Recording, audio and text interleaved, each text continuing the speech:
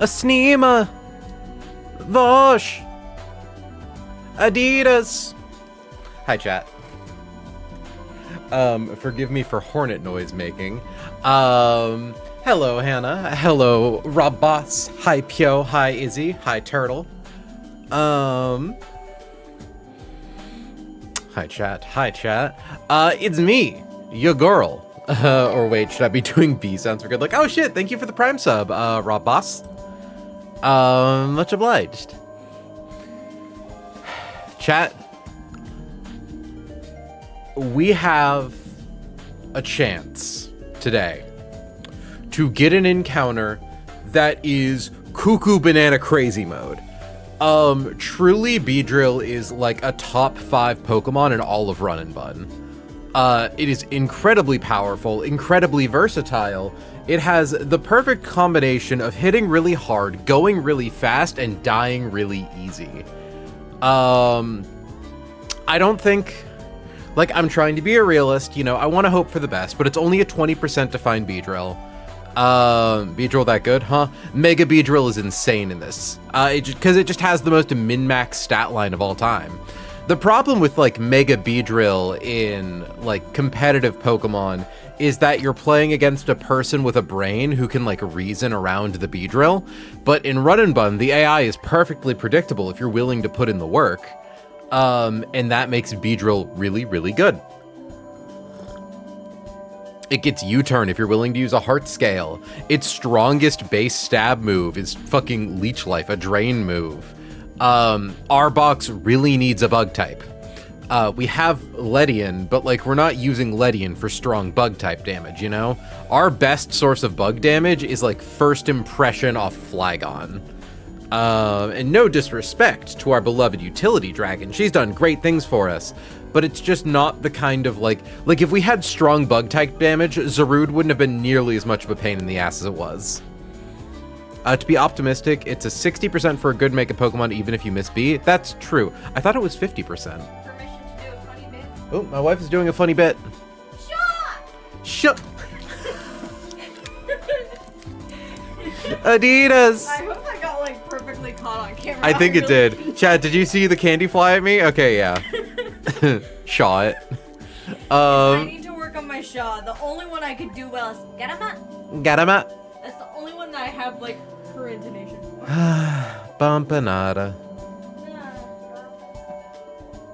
Can you tell that at the end of last stream, Mintmod made me play Silk Song? Should get a mod from across the house. Oh, that's right. I forgot Absol was an encounter there. Okay. Yeah. So, oh, does that mean Kangaskhan's still a 20%, right? I think I just did my math wrong. Because it's 5% for Carnivine, I think. Oh, is it only 15%? Hold on. Let me look at the spreadsheet. We also still have to beat a fight to get there, but thankfully I don't think it's going to be a particularly complicated fight. Yeah, 20% at Kangaskhan, 5%. Oh, Galvantula is only a 5%. I thought Galvantula was 10%. Okay, yeah, so we have 10% at Araquanid. So the hits in order here are basically Beedrill at the very top, Altaria and Absol at around the same kind of range. Below that, Araquanid, Galvantula, Kangaskhan, Carnivine. Carnivine is only a 5% chance, but to be fair, so was Gibble. I'm not immune to rolling nat 1s or nat 20s. And it does fill me with fear because there are so many incredible hits, but the stinkiest hit is pretty smelly. Carnivine has Levitate. There are things we can do with a Carnivine if we get it, but like, it is truly just because it's tied there with like such crazy high potential in Beedrill, Altaria, and Absol. Also, actually, hold on. Let me look at Absol's moves real quick. Hold on.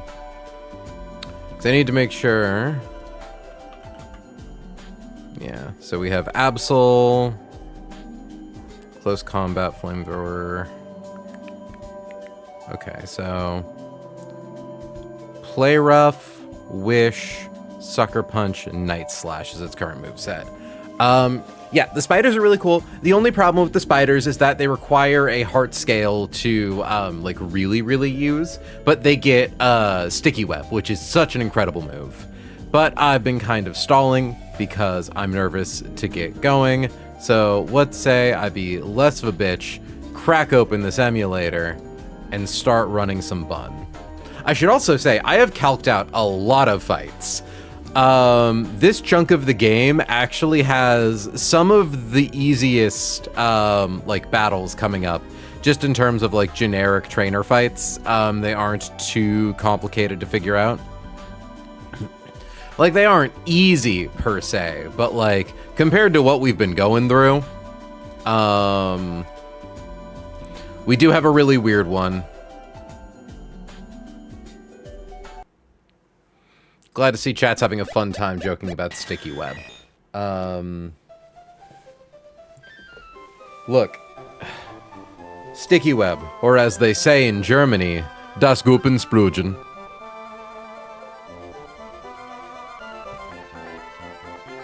Anyways. Should probably turn on my controller. Sure. Oh, thank you, Turtle, for the clip.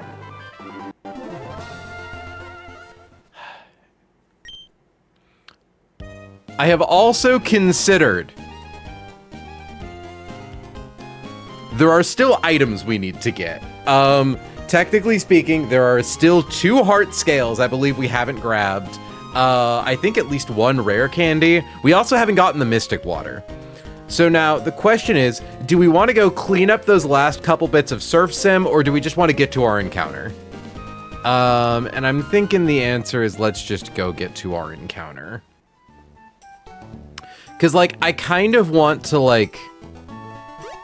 I joked about it before. It's like, you know, the only way to make sure you never, like, accidentally bump into an optional encounter is to turn them all into mandatory encounters. And I do now have maps of the routes.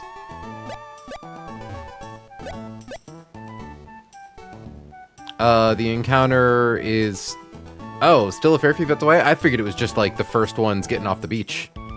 Okay, that makes sense. I mean, I've still got a fair few number of fights calced.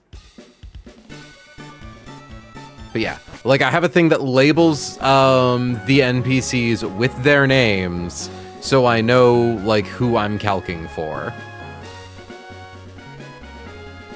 Here, let's go get that double battle done first.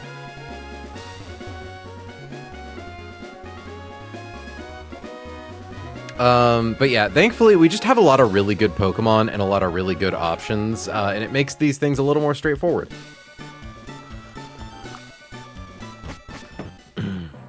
Because yeah, how many heart scales do we have right now? I believe we should have 3. So we have 4 rare candies, 3 heart scales. Yeah, so there are 2 more to 5. It's about 5 fights? You have to get to the Bird Keeper double to get up to the grass? Oh, God. Don't get me wrong, I have fights up to that calc, but like, ugh. Ew, icky, ew. I want to at least, like, have my fun, silly encounter, yay, whippy. Because if I'm correct... Yeah. So we can see where our first fight is right over there.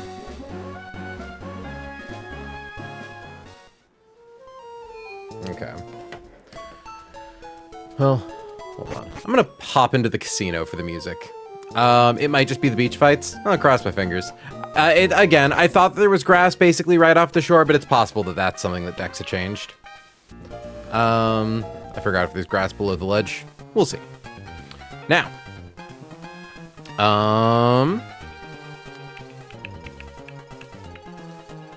First things first, get us out of the rain. I believe this is that double battle. There isn't below the ledge. Tragic. Oh well. So chat, we get to enjoy this really cool thing called Togedemaru baiting kills and having fake out, and being paired with a guy who gets kills. I think I recall how we start this fight. So let's take a look-see. Okay, so the idea here, we pre-damage Mudkip to 92 HP. We want to open with Mudkip and Walrein. Mudkip pre-damage to 92. As you can see on Seaking, that always baits Mega Horn. On Gyarados, that always baits, I think, Hurricane or potentially Crunch. Doesn't matter. But yeah, point is, we are baiting both hits into Mudkip. Havara has this really cool move called Freeze Dry that is super effective against water types. So we have a move that is ×4 super effective against Gyarados, which you're normally not supposed to have because Seaking has Lightning Rod, and that's supposed to absorb all of your electric attacks. So Freeze Dry is really cool. So Mudkip tanks both hits. Havara with Never Melt Ice. Do I need it for... I don't think I need Never Melt Ice for either of these guys, actually. I think I have it equipped for another fight later. Also, specifically, Havara obviously doesn't bait kill from Gyarados. Doesn't bait kill from Seaking. And the thing is, we need to keep baiting kills on Seaking because Seaking has Acupressure. Which is a really weird boosting move. So, turn 1, Mudkip is on the field, Walrein is on the field. Mudkip clicks Protect, both attacks go into Mudkip. Havara one-hit KOs Gyarados. Then, in comes Samurott, who also sees a kill on Mudkip with either Mega Horn or, because it's boosted, Retaliate. It's either or. Yeah, no, exactly. Acupressure can be used on an ally. It boosts a random stat by 2 stages, and it can target itself or an ally. So, turn 2, Mudkip no longer has Protect, is baiting always Mega Horn on Seaking, always either Mega Horn or Retaliate on Samurott. I believe the plan here is to swap Mudkip then to Arcanine. Arcanine takes basically no damage from Mega Horn or Retaliate, takes no damage from Mega Horn, but notably will always take enough damage to guarantee bait Waterfall. I think the only way we don't do that is like if both Mega Horns miss, which is statistically very unlikely. I could probably pre-damage just to make like triply sure. Hold on. I don't suppose clicking switching out. No, it doesn't.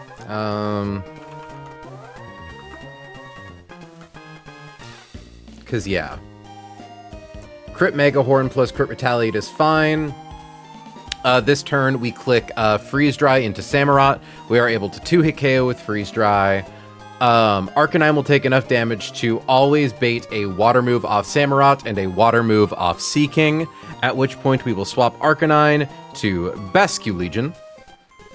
And Havara will, on her second turn, KO Samurott. I think there's potentially... Yeah, no. I think it's possible without Nevermelt, with or without Nevermelt Ice that we... Oh yeah, it's guaranteed that we proc Torrent on Samurott. Which is fine, because, like... Torrent boosted Liquidation and Aqua Jet on Basculegion isn't going to be doing that much. And then, like, a Waterfall from Seaking. Had this listed as Seed. It's Seek. Correct my own notation. We click Poltergeist into Seaking just to do some damage. This thing has a Focus Sash. So Seaking can be a little weird. I'm actually thinking... maybe I want something with a priority move. Because at this point, we're no longer guaranteeing that it's not clicking Acupressure. I should probably bait something in that baits kill with Mega Horn. Seed King is a very different Pokemon. Hush your wicked tongue.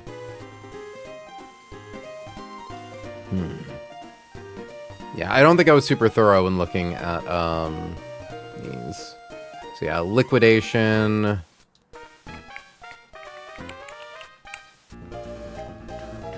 The thing that makes this Seeking really annoying is that it has a Focus Sash.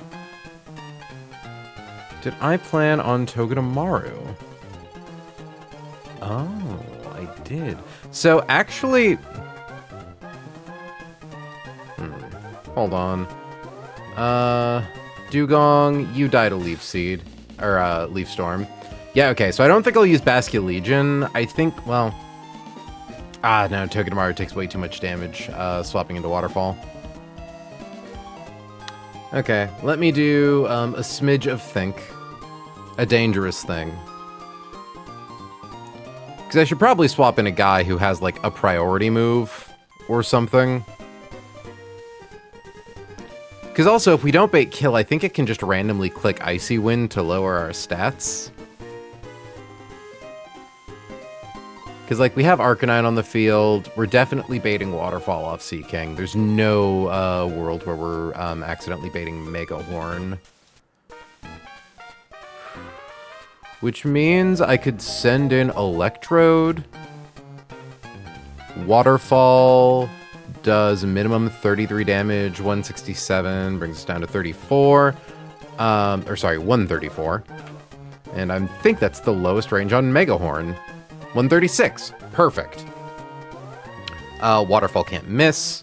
So I think swap Arca with Electrode. Oh, right, we can't actually use Volt Switch into this thing because it's the Seeking. But we can still use Energy Ball.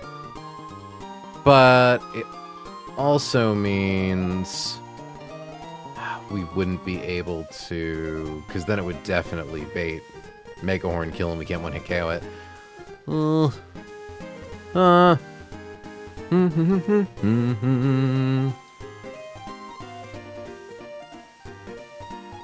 Because I was hoping to use this as my opportunity. I could just... well, no, because this is the round we are KOing Samurott. And whatever's coming in needs to be able to live Liquidation. Potentially Aqua Jet, but always at least Liquidation.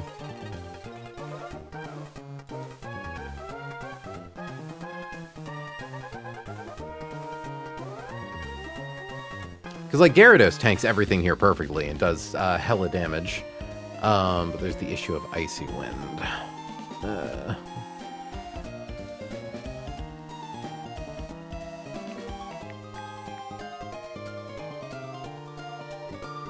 Hornleech actually does a lot. We run into the same issue of we need to be able to, like, swap. But,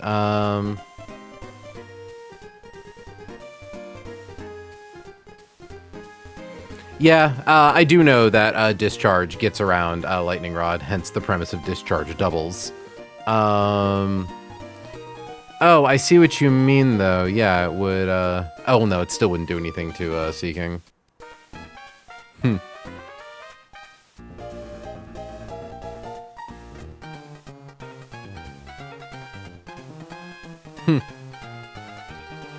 I wonder. Do we have, like, guys fast enough to be able to, like, Rock Slide, Discharge? Well, we could, but how much damage would Discharge do to Arcanine?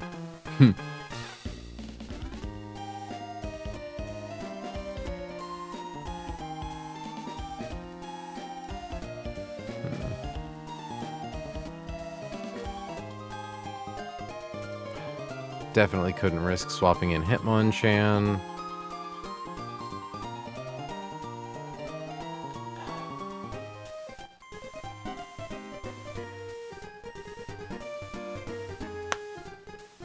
Because, Hannah, if we aren't baiting a specific kill, can it just randomly click Icy Wind for the stat drop? Hello, are we calculator mode? We are calculator maxing.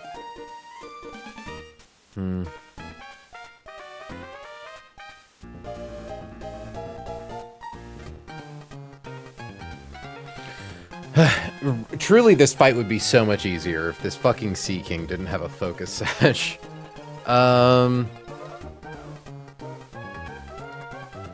Sharpedo could maybe, but definitely not guaranteed. Yeah, because Samurot's definitely going to be in Torrent range.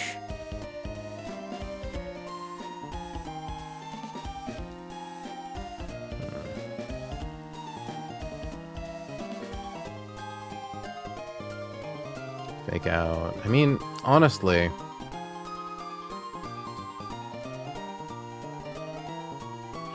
Waterfall does 51%. Poltergeist does 53%.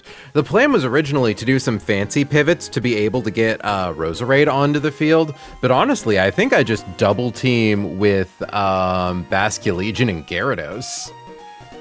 Because, like, they both take, like, literally 0 damage from Seeking. The only thing that would potentially be an issue is, like, getting our speed lowered, but Wishcash wouldn't be able to set up with Dragon Dance, because if it did, it would just die from getting, like, doubled.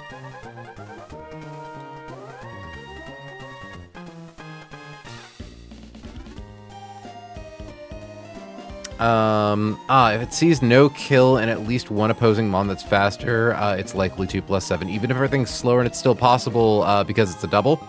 Okay. Good to know. Because, yeah, dropping our speed is the issue here. And we're definitely slower than everything if we get our speed dropped. That being said, if we swap to Bascu and Gyarados, once Dugong comes in... Oh, it'll probably try to freeze-dry Gyarados. Okay, so maybe we make Gyarados the swap-in guy, and then swap Walrein with Basculegion. And then at that point, Dugong is going to click Fake Out into the Gyarados slot, and we can use that as our opportunity to swap to Roserade. Oh, wait, no. If it sees a KO, which it likely will with Freeze-Dry.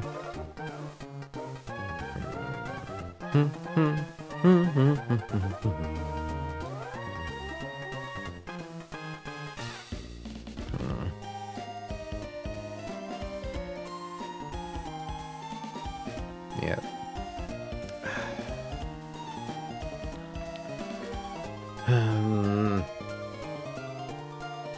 Oh, how you vex me, Seeking. Because, like, if it was only Seeking attacking... I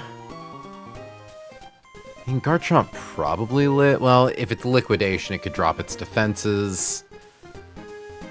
Because, like, if we could bait Seeking to bop into something that has Rough Skin to break its Focus Sash, that'd make life a lot easier. Or if I could just safely get in a guy that has Fake Out.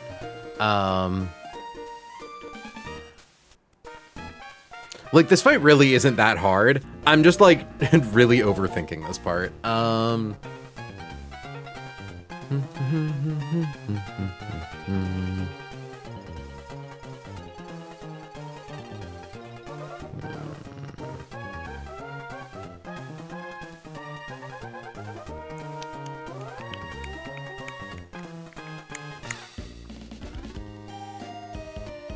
I mean, if we bring in Eldegoss on Liquidation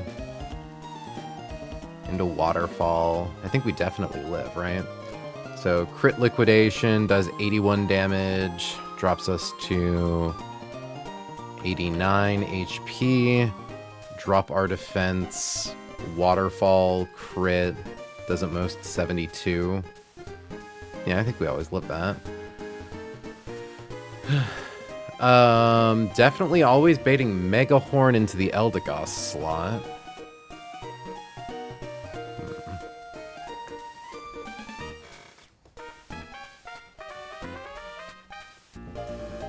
No, I need something that's able to live. Like, that's the annoying thing, is that I need something that can live moves. I can't Volt Switch off of you. Ah, fuck. Nomo, how well do you tank? Nomo could do it. Like, come in with a guy, drop Seeking's HP to Focus Sash, flip turn into Roserade. That could work.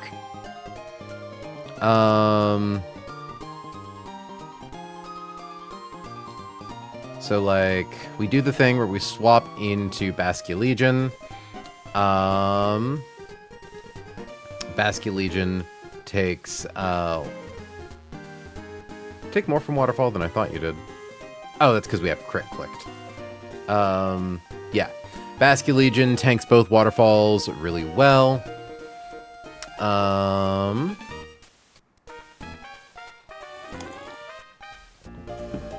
What does the most damage to Sea King? Definitely Poltergeist. But it doesn't do enough. Bravebird.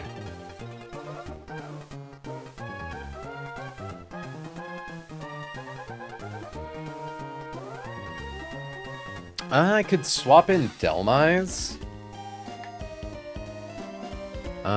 Click Grassy Glide to do big damage. The issue is if we get a defense drop, though, then Crit Megahorn would do quite a bit of damage, and it is faster than us.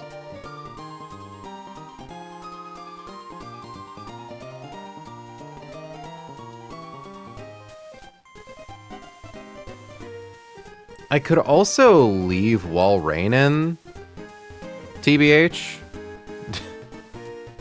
Yeah, that's what I do.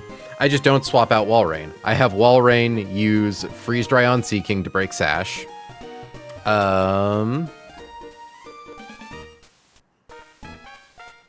Swap Arca to something.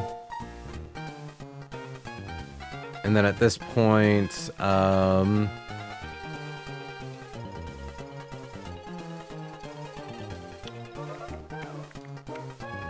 where would a defense drop happen? If Samurott clicks Liquidation. Because it could go for Aqua Jet or it could go for Liquidation. I think it would go for Aqua Jet because fast kill, but I think there's a... after we got, like, after freaking, what's-his-name clicked Crabhammer into us, like, I just never know. Getting our Crab hammered that one time against Vito was really fucking scary.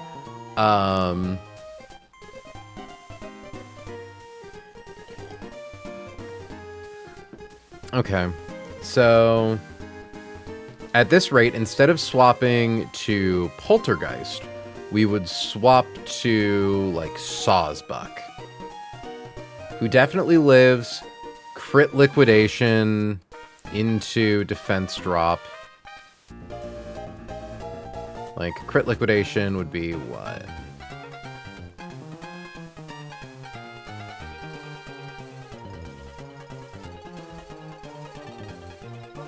But if priority also sees a kill, it's always priority. Why did frickin' Crawdon click Crabhammer when we were fighting Vito?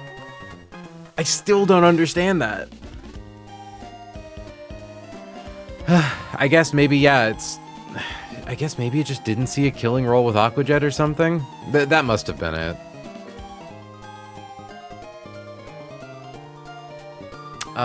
We do have to consider, though, that this is... oh, yeah, Torrent boosted Samurott. Because Havara is always doing 132 damage.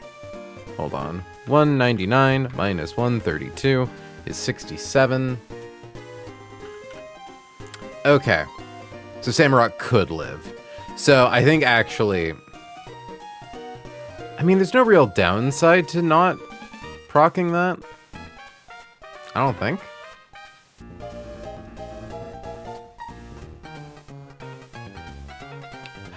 We could probably just raw swap into Roserade if we're being honest. Like... oh, never mind. That Liquidation does so much. Oh, that's right, but Walrein is slower than Sea King, that's why that doesn't work. Yeah, okay.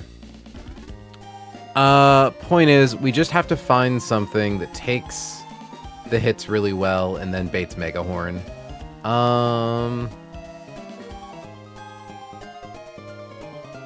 Inexplicably, Turtonator does the job. Like...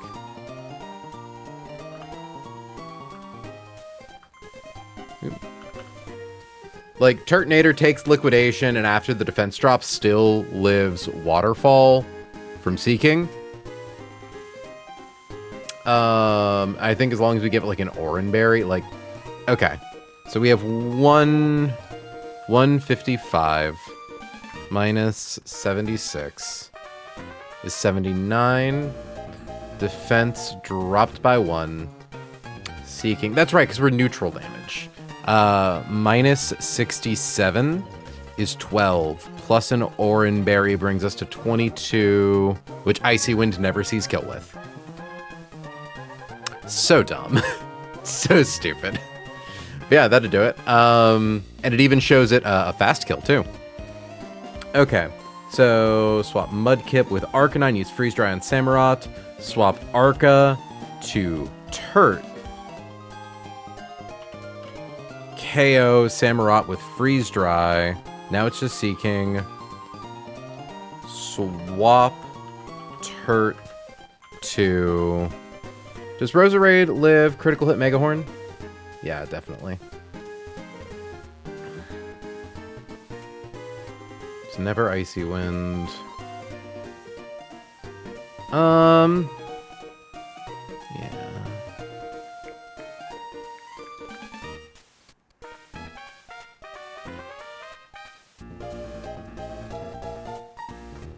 Ooh, actually, I can make it a swap to Togedemaru.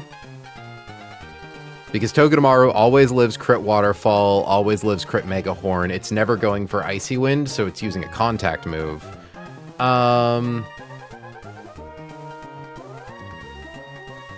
Wait a second, I didn't actually guarantee that Turtonator baits kill. Hold on. Alright, let's assume lowest rolls.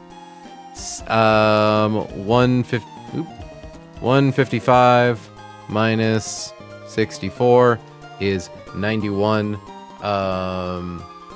Minus 37. Yeah, I don't think we're actually... Yeah, we have a little too much HP to bait Waterfall.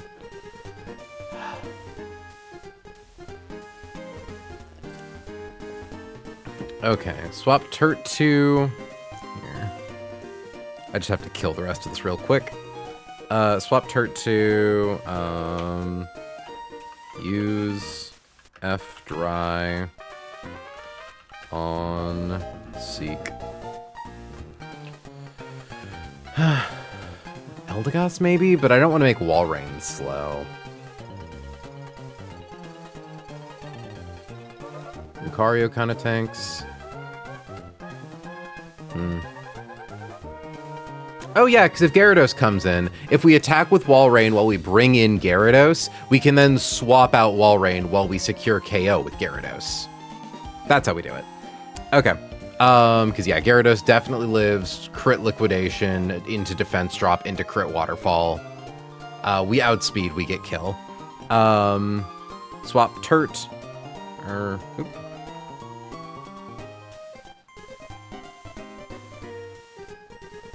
Oh, okay. No, I fucked up. I'm forgetting my turn order here.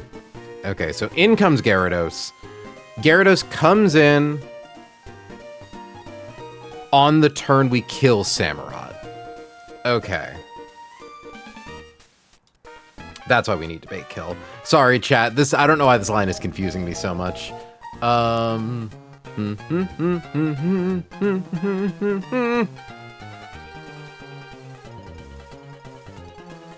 I think the answer is Sawsbuck, maybe? Crit liquidation does 179 minus 102 is 77. Defense minus 1. Critical waterfall, yeah, but if we give it like a citrus berry.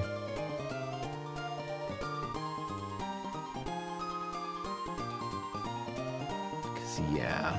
Citrus Berry will never bring it over the line where it's not killed by Megahorn. I think that should do it. We'll do Noelle as our pivot to Gara. Okay.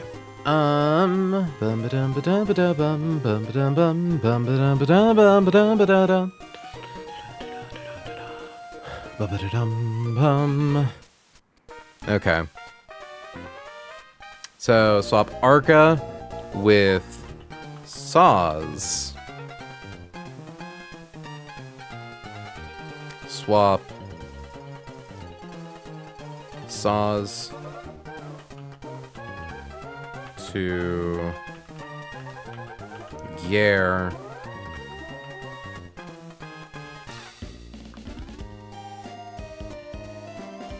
So swap Saws to Gare. Use F dry on Seek.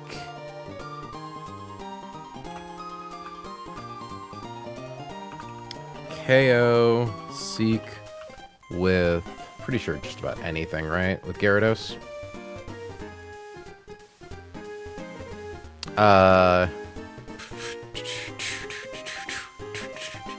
Lowest roll is 166. 181 minus 166. Or sorry, 116.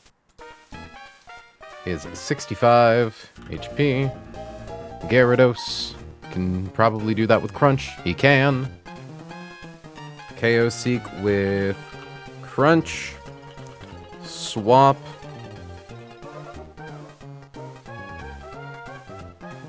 Waller with Rose. In comes Roserade with a Miracle Seed. If Dugong comes in, we can KO. If Wishcash comes in, we can KO, yeah. Oblivious, Lumberry, Thick Fat, Citrus Berry. Only priority move is Fake Out. We can survive getting Fake Out clicked into us. No priority moves on Wishcash. No way to live a hit. So I think it's just swap to Doog. OHKO with L Storm.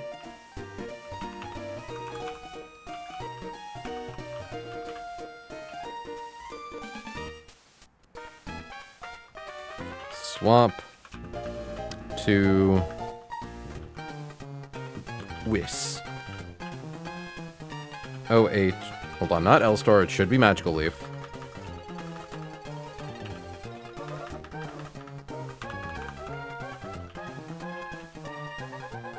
OHKO with Maleef.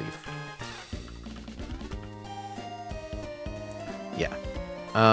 Technician boosted, Miracle Leaf boosted, or Miracle Seed boosted, yeah.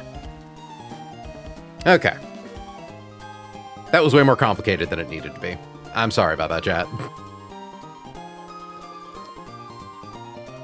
I'm like, who knows? Gyarados might bait, like, Freeze Dry on Dugong. But it won't matter, because Freeze Dry is not a priority move. Yeah. Citrus Berry doesn't matter, because we want to hit KO it. You have a Bug Gem. You have a Flying Gem. Getting Intimidate doesn't matter because Walrein is a special attacker and Mudkip is Mudkip. Okay. Sorry, chat. That was really dumb. I don't know why that took that long.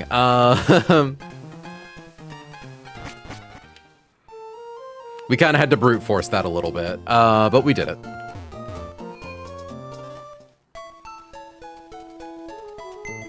So we do need to equip Noelle with a Citrus to make sure that we always bait the right range.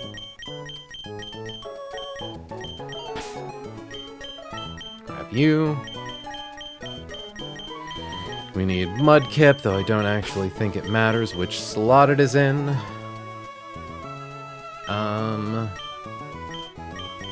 Nice for Havara to finally get some time to do some bloodshed. Good for her. Good for her. Mama deserves kills.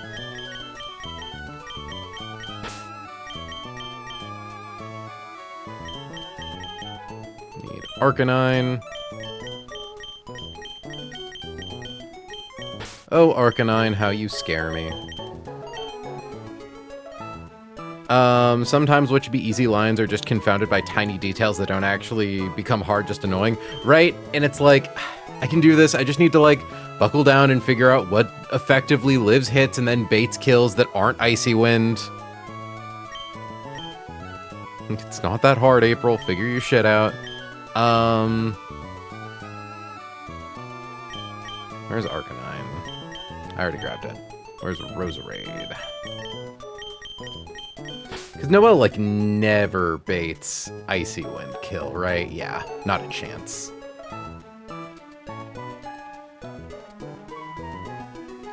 Because I think in the world where we take the giga damage from like waterfall or liquidation into waterfall into defense drop into crit, would like proccing Citrus Berry inherently restores 25% of our max HP, so we're always above Icy Wind range.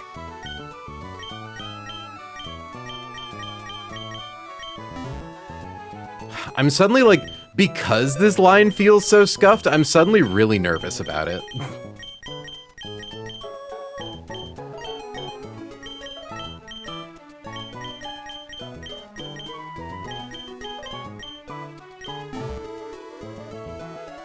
Yeah, good. Okay. So we want to grab... I don't even think we're going to need the Citrus Berry, because it is probably just going to be Aqua Jet off of Samurott. Like, you're almost certainly correct in that. It's almost guaranteed to be that, and then into, like, Waterfall, and then we still have HP low enough to bait Mega Horn. Like, yeah, 10% plus 18% is more than 25%. So we give a Citrus Berry to Noelle.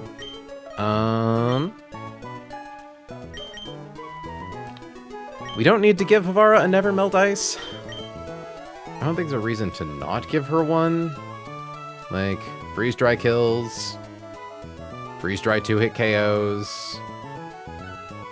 But with Never Melt Ice, it never one-hit KOs. Freeze Dry always does enough damage to let Gyarados get the KO with Crunch.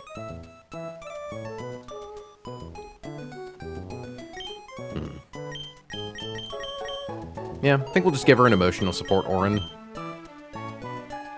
Or honestly, I am going to give her a Citrus just in case, like, we somehow fuck up and Icy Wind goes off and we need to do some pivoting. I think the same is going to be for Hamilton. Because, like, Hamilton is just taking double Mega Horn, potentially Retaliate. Yeah, I think I want to give, Hammy a Citrus just in case. Maybe not. Yeah, it'll be fine. Because I don't think it procs unless we get into, like, a really bad situation with a bunch of unfortunate crits. And Aramaya, we will give... I think just an emotional support Oranberry. And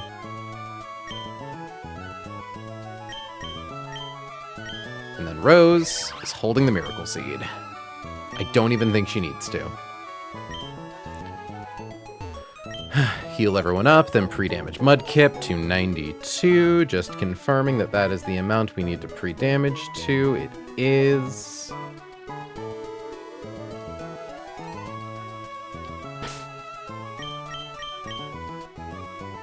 And just making sure Samurott with Retaliate doesn't, like, secretly KO Havara. No, it does 14% before the boost. Okay. Scripting. File, load recent script. Pre-damage.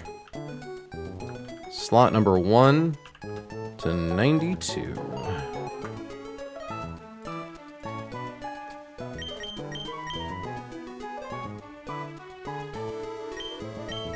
Rock also gets an emotional support Oranberry. It is blue like him.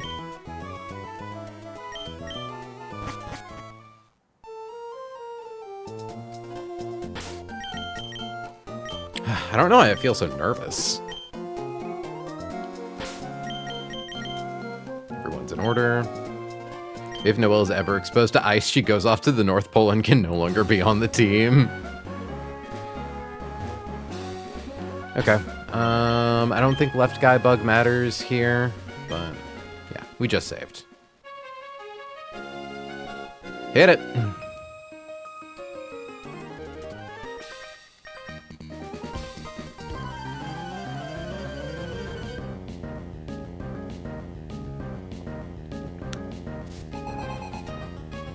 Say hello to Swimmer Girl Rose and Swimmer Boy Deandra? Or Deandre? DeAndre?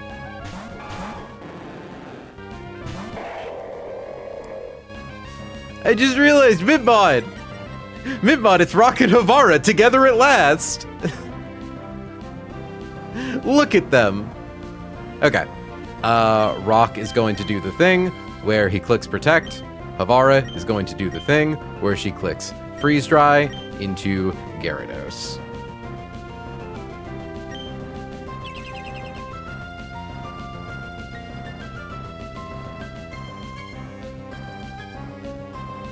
I cast Thought Begone at 5th level.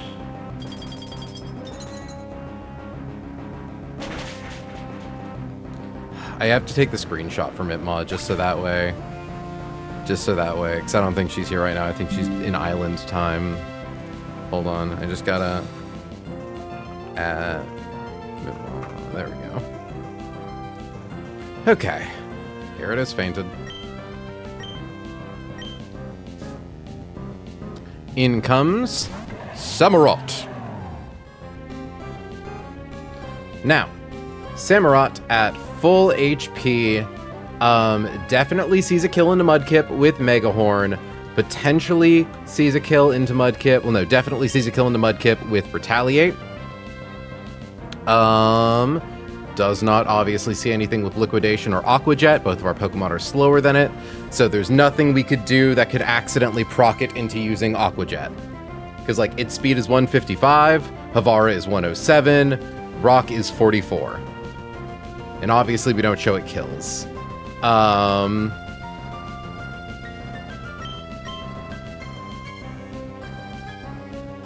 Okay, so we are going to swap Rock to Hamilton.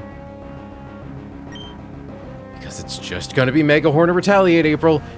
Don't imagine a universe that literally can't exist. It's always that. Havara is going to click Freeze Dry into Samurott.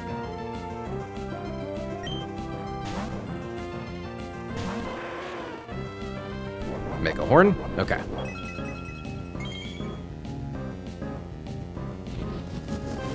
Yoink.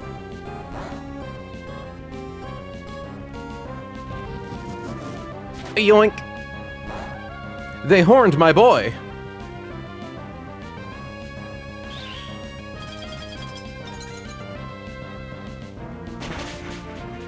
Good. Hey, 10% freeze chance. We love that. Cool. Wait. Maybe we don't love that, actually. Hold on. Wait. Okay. Currently Seeking is about to click Waterfall into that slot. Ooh. Okay. Noelle might not properly bait Mega Horn. It should be fine. We might just have to do a little bit of fiddling. So we are going to swap Hamilton because it's still definitely baiting Waterfall. Just confirming. Yep, minimum damage is 196. Okay. Yeah, no, funny. I didn't actually consider the possibility that we just don't hit, or that we freeze Samurott and thus Noelle doesn't take both hits. I'm almost wondering if we raw swap into Aramaya now, but no, I think we just swap to Noelle. Or it's going for Waterfall. If we swap into Rock, critical hit Waterfall does at most 81 damage. Icy Wind can do 15, but Rock is holding an Oranberry. Because at most 81 damage would bring us below, because at that point... Yeah, no, funny, well, okay, no. Because if Samurott gets turn 1 Thaw, then Rock dies. So, yeah, we shouldn't do that. We should just stick to the plan. Swap to Noelle. I wonder, Frost Breath doesn't hit, like... Frost Breath isn't a spread move, right? No, it's not. Okay, yeah. Freeze Dry into Samurott.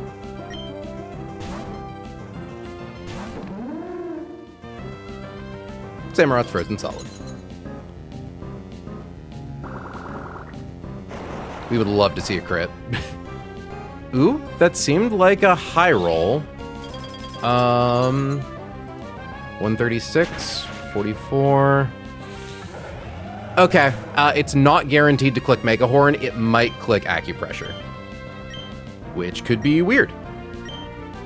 It shouldn't be that weird, but it definitely could be weird. So we are going to swap Noelle into Aramaya.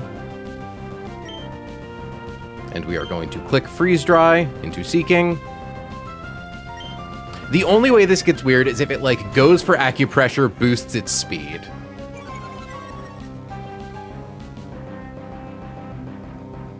Mega Horn, we're fine. Very funny little flub.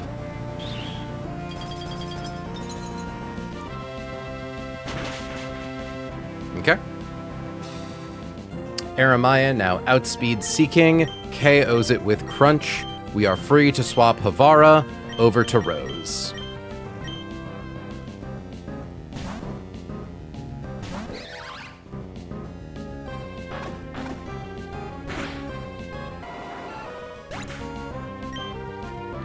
Okay.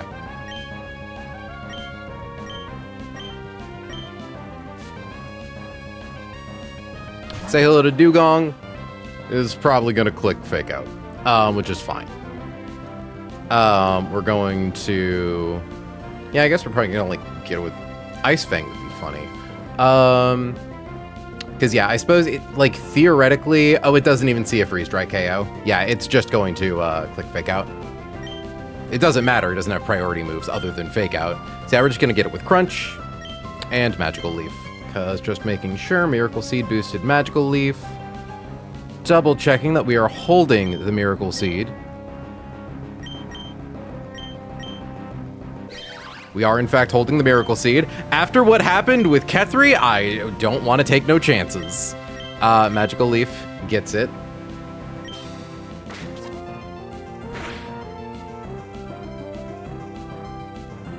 I love how Fake Out Mons go from a Nightmare in 2v2 to actively bad for the opponent in 2v1. Look, I'll appreciate anything that shifts the AI in the player's favor. But yeah, no, I love exploiting priority moves. Arguably, like, my favorite mechanic of Run and Bun.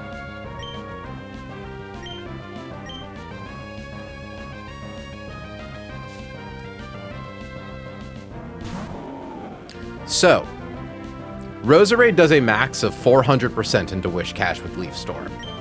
So it's a range. Come on. Come on, range. Yeah, we got it. Okay.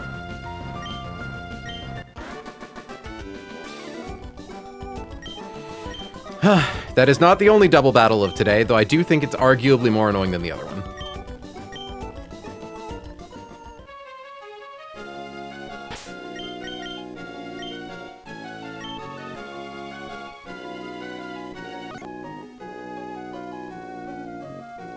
So there's just a guy over there.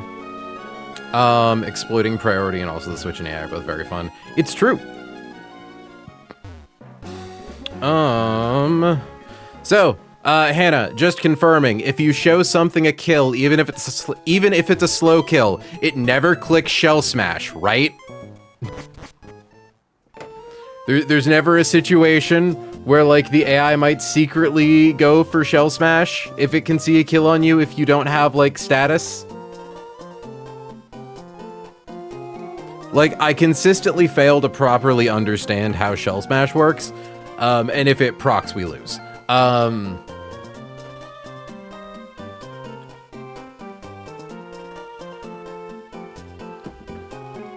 If you're showing it a kill, it should never go for Shell Smash. Good to know. We get Greninja's grand debut. Because Greninja fucking murders. Yeah, and then we bait Surf off of Gorobis, swap into Roserade, kill.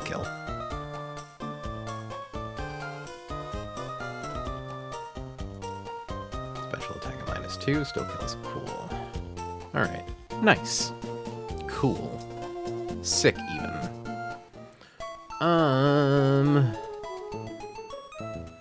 Zark, how much damage do you do with Sucker Punch? Cool.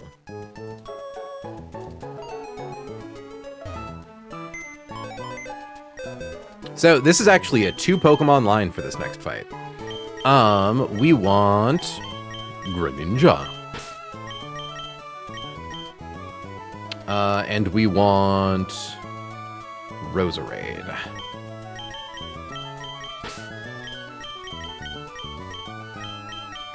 Roserade, and then, like, I guess as backup guys, we'll get Gorobus.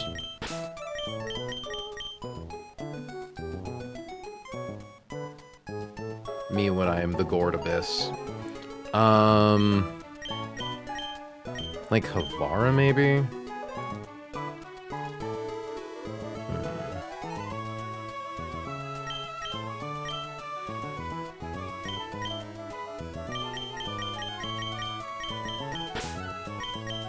Get Soul.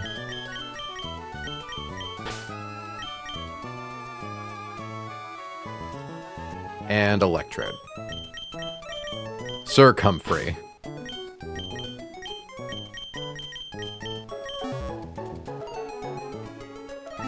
Absolutely insane that Circumfery outspeeds these things after a Shell Smash.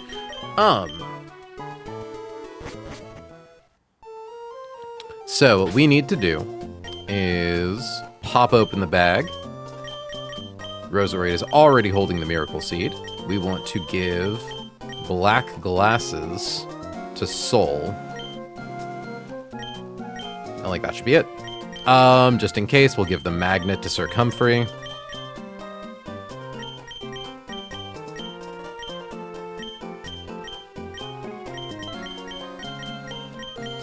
That's right, I forgot we got the Flame Orb. We'll give Havara the, Never Melt Ice.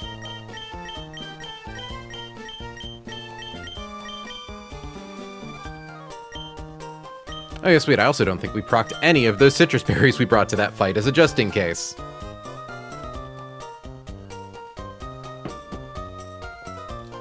Just confirming, Starmie does not have any priority moves.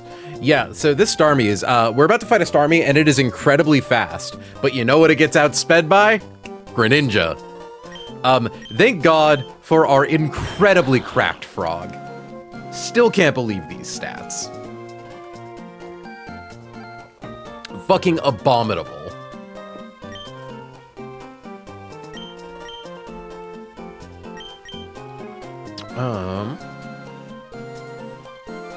Okay, so we have you. We have you. Holy shit, that's a crazy frog. I know, right? I thought you were making a crazy frog joke, but then I realized, no, that's a realistic sentence that someone would say in response to the cool frog I just showed them. So we want to make sure that we show Kill to Gorobus with Surf, not Ice Beam.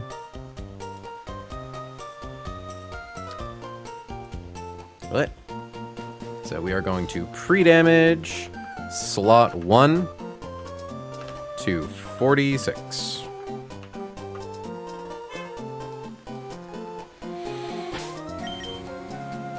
Nice. And that should be it.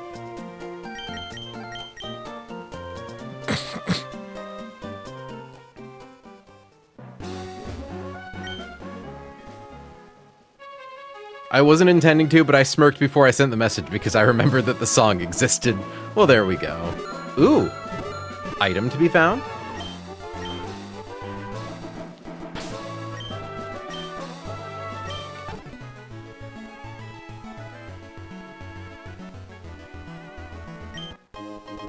Oh, heart scale.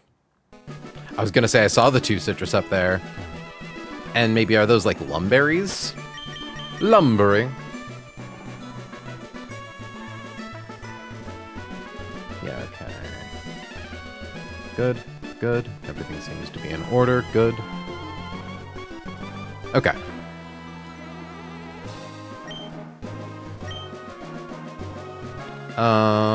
You know what? Let's do this funny style. Let's talk to him. But yeah, this is Fisherman Wade. Nice check. And this fight is hyper... Oh, I can't talk to him. This fight is hyper lethal if you don't handle it correctly.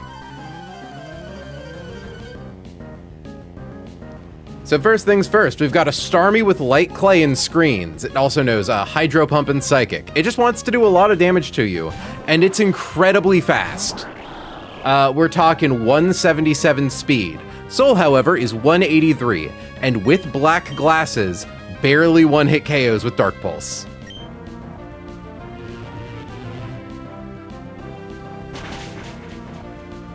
Good.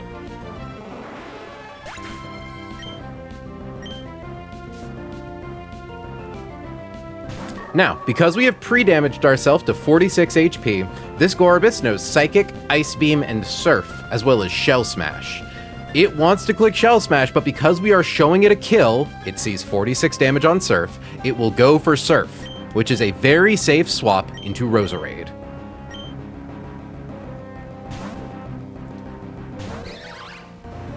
Good. Okay, we're fine.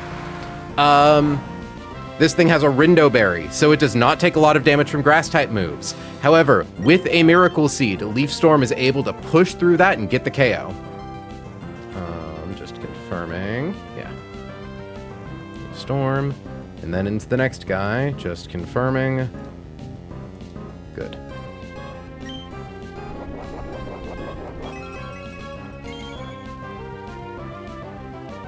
We are about to lose 2 stages to our special attack stat.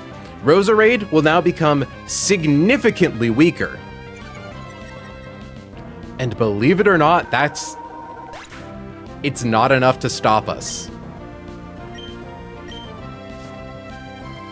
In comes Huntail, who does not have a Rindo Berry. It has a Wakan Berry, which weakens electric type attacks, which means we are able to eke out a kill with a second Leaf Storm.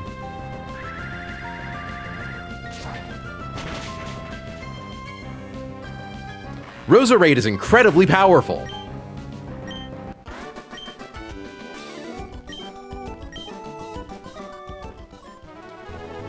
Alright, that fight scared me. I'm glad to see that it's done. This next fight is actually kind of funny because it has variants. In that we just aren't sure what's going to happen with the second guy in the fight. So we have a very funny, you can see I have notes for the timeline split here, because he has a Basculin that has a Choice Band with Liquidation and Flip Turn. So we have to figure out, all right, what do we do if it goes for Liquidation? What do we do if it goes for Flip Turn? Thankfully, we are going to have a Pokemon with Protect that is capable of using Protect to see which one it goes for and then determine our line from there. So, we actually get to, for the first time in a minute, use offensive Togedemaru.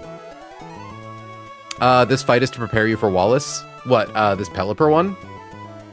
Oh, having the, oh right, Flip Turn or Liquidation Barraskewda. Yeah, for the first time in a minute, we actually get to secure a KO with Togedemaru.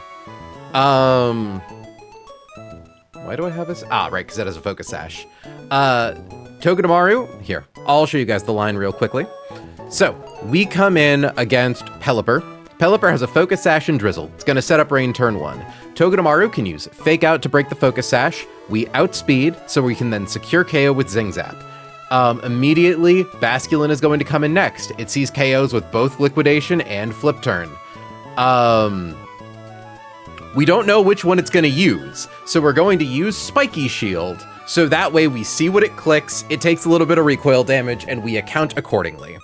If it goes for Liquidation, we swap to Eldegoss, who always lives Crit Liquidation. We don't need to worry about it choosing random move, because at this point it is Choice Band locked into using Liquidation. It gets a -1 to its speed. We then swap to Walrein, who with a Never Melt, not even with a Never Melt Ice. Interesting. But yeah, so we swap to Walrein. After the damage it'll have taken from slapping into Spiky Shield, Freeze Dry is enough to kill. Let me just confirm that. It loses 169 divided by 8, 21 hit points. So 169 minus 21 is 148. We do a minimum of 152. So this accounts for, it doesn't matter if we get crit and a defense drop, Eldegoss made it slower than us, so it'll get the kill with that. Then in comes Beartic, who I believe will go for literally any move. But thankfully it doesn't matter what it goes for here. It should also see a kill on us because the lowest roll... Oh, wait. Maybe it doesn't see a kill. Is it that it doesn't matter if it goes for Swords Dance? Wait. Hold on. Oh, no, that's right. I'm pre-damaging Wall Rain to 218. So 218 minus the lowest roll in Liquidation, 74, brings us to 144 HP, where we... The fuck am I doing? Did I do my numbers wrong? I might have done my numbers wrong. Hold on. I might have... Hold on. Oh, you know what I think I probably did? Let's see what happens if I click -1 defense. 170. No, I have no idea how I did that. Okay. If it clicks Swords Dance... Yeah. Because this is notably a Swift Swim Beartic.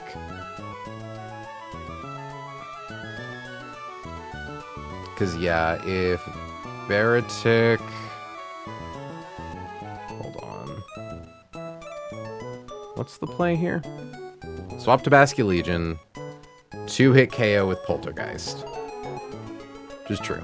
We could use Poltergeist, we could use Superpower, we could use Liquidation. I just like Poltergeist because it's a funny move that can't miss. Okay, I think I just need to up how much damage we pre-damage Wall Rain with. Why did I think it did more damage? Because, yeah. So it just means... Yeah, 144, or 140... Yeah, no, I think my brain did the math as 144 rather than 114. Okay, so 114 plus lowest roll Liquidation is 74, is 188. Okay, so just making sure from 188... I believe we still always live high roll crit Liquidation. We then get our KO in. We basically just want to make sure that we're not baiting Swords Dance on Beartic. We swap into...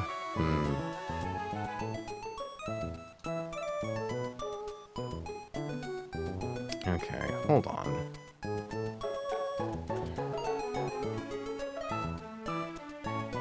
This seemed like such a better line in my head. Because, yeah, I think the play was to make sure we got low kick.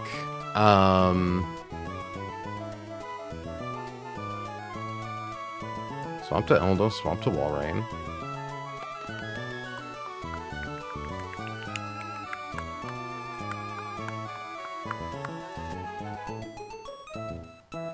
We definitely have it set in rain. Previous fight, back to this fight. Yeah, Okay, so what happens if we have 188, we get hit by high roll Liquidation. High roll crit Liquidation drops us to 132, or sorry, does 132. Brings us to 56. Okay. Because we really want to debate Swords Dance on this thing. Like, we're fine if we get crit, and we're fine if we get defense drop, but if we get both, it becomes a problem. Not like a huge problem. But also, what lives Liquidation and low kick?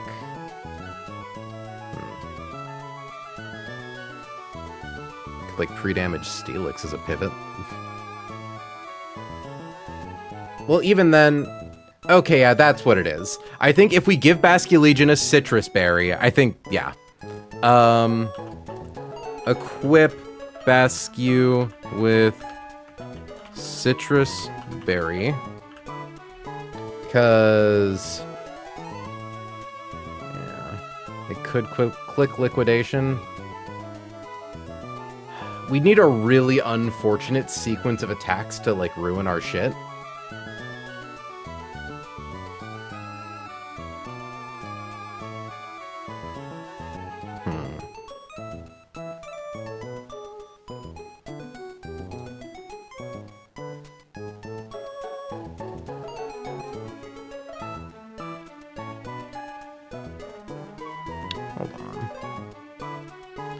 Let's say I swap into Flip Turn. I take 36%. In comes Beartick, who we then 2-hit KO.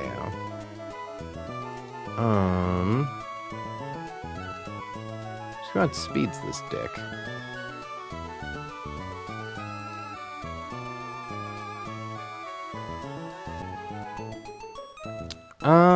Okay.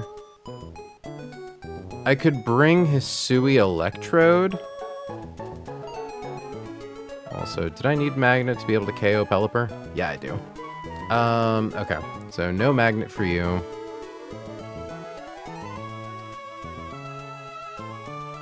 If you're worried about Sword Stance on swap after Liquid Drop, how about holding Black Belt to prevent it? No, I don't necessarily even mind Sword Stance. I want to bait Low Kick, so that way we get to come in for free. But I think, hold on, if I give it Mystic Water, because, like, we're always baiting Icicle Crash on Electrode. So if we get the Mystic Water, we do minimum 72%. So 144. 199 minus 144 is 55. And then Electrode can do 45, but what if we give it the Wise Glasses? We can only do 49. Struggling, suffering. But at that point, Basculegion is swapping it on Icicle Crash, so that should be fine. Like, if Basculegion can come in on Icicle Crash, then we don't have to worry about getting 2-hit KO'd, right? Because, yeah. I've got Magnet now, it's on Togedemaru. Toge needs it. Well, maybe I could just give Toge Muscle Band. No, I don't think it works with Muscle Band. Yeah, because 14 plus 168, wait. Oh, that totally works. Never mind. Okay, yeah. Equip Toge with Muscle Band, pre-damage Wall Rain, equip Bask with Citrus Berry, equip Lek with Magnet, equip Bear with, or not Bear, equip, oh, so never mind, we're not giving Basque a Citrus Berry here, we're giving it a Mystic Water. Equip Bask with Mystic Water. Yeah. And, like, this is just to account for a world where we don't bait Low Kick. As long as we bait Low Kick on Wall Rain, we can just swap straight into Basculegion and wreck house. Yeah, okay. So we swap to Basculegion, 2-hit KO with, we'll do Liquidation, just in case. Now, in the situation where Togedemaru's on the field, Basculegion wants to go for Flip Turn, we know the only thing it can Flip Turn into is Beartick, so we can swap in Electrode. Doesn't matter if we get hit by crit Flip Turn. In comes Beartick. Beartick probably goes for Random Move, which is fine. We Volt Switch into Basculegion, who can then get the kill with Liquidation. Basculin will return, and then we just do our original line of swap to Eldegoss, swap to Walrein. So yeah. Okay. So this does mean I need to go get the Mystic Water, which we didn't get on the boat. I do have the maps of the boat. Hold on. Abandoned ship corridors. Max Revive. Twisted Spoon, Mystic Water. So it's in the rightmost room on the bottom floor. Okay. Need to get a small batch of guys to go on this quest.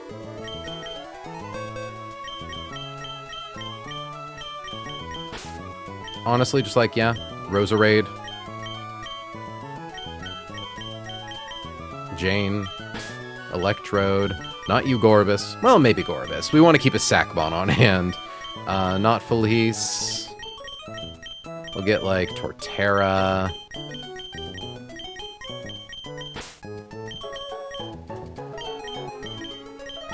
Yeah, I like this batch. We shouldn't have to fight anyone, obviously, but, like, in case we do. Yeah.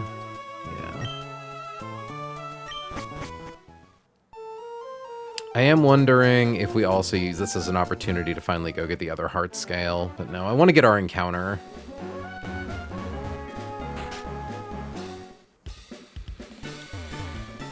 Okay, so I remember the path we took last time. There's only like one trainer we have to dodge as long as we cling to the left wall properly.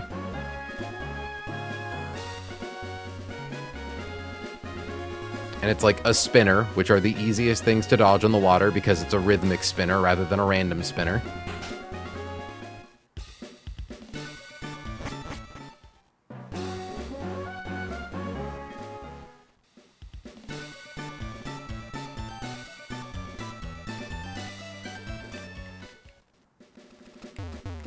All right, chat. I should do this the right way. Go all the way over here.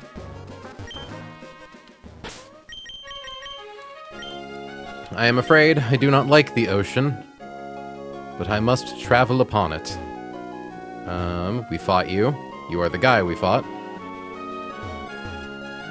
I believe as long as we cling to the top here, that guy who's like going in a big square down there can never encounter us.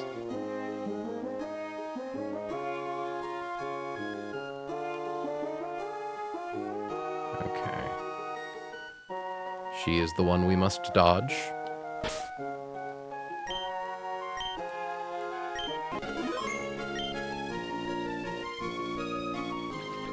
Simple as.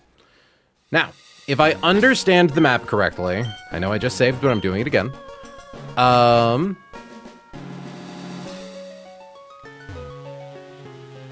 We go through here.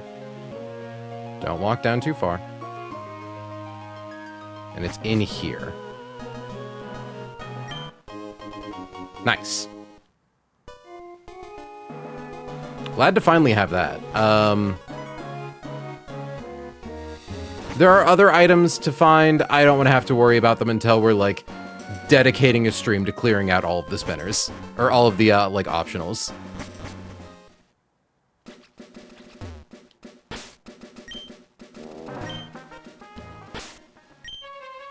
Abandoned ship, but it's full of people. No, but it was at one point abandoned. Okay. Be careful, be careful. And that's a heist. Just hug the left wall and we are good to ascend.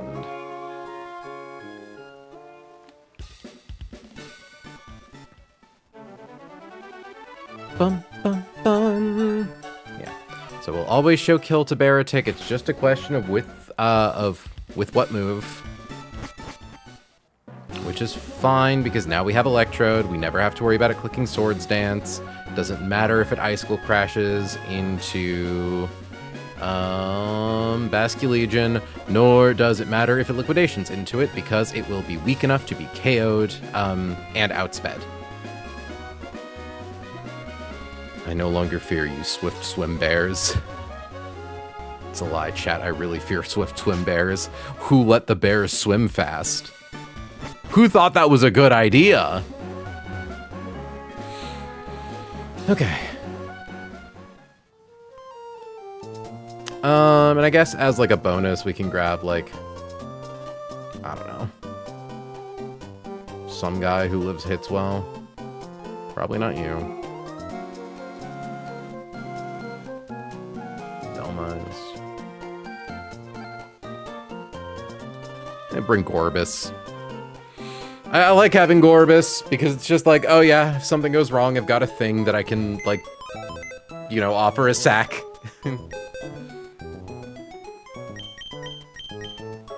Abandoned show. Arceus, presumably. What about Arceus? Me with Drudagon. Real. I'm so proud of Maisie. She's like only level 55, but she's still allowed to get kills sometimes. We need Eldegoss for speed control. We need Walrein, who's already in the team, I think. And Electrode. We need Basculi. That's right, Diosa. It's a good name. Grab you, and then Nomo as the just in case. Arceus. Oh, Arceus allowed the bears to swim fast. That's really fucked up. Grab everyone's held items.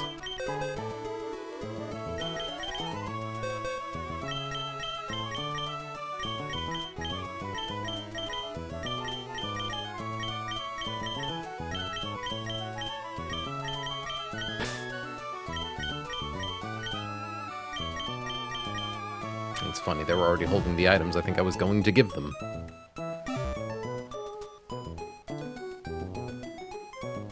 Yeah, I think we can just give Walrein the Nevermelt.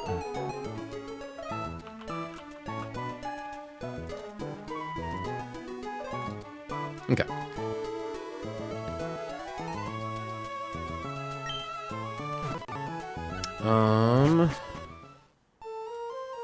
Havara, you are in slot 3.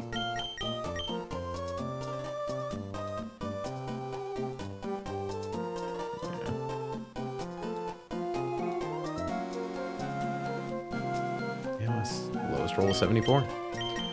Okay, so Maisie gets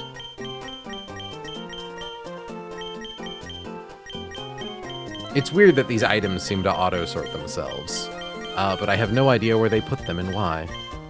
Muscle Band.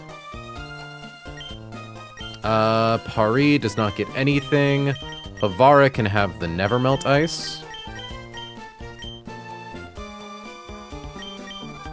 Diosa gets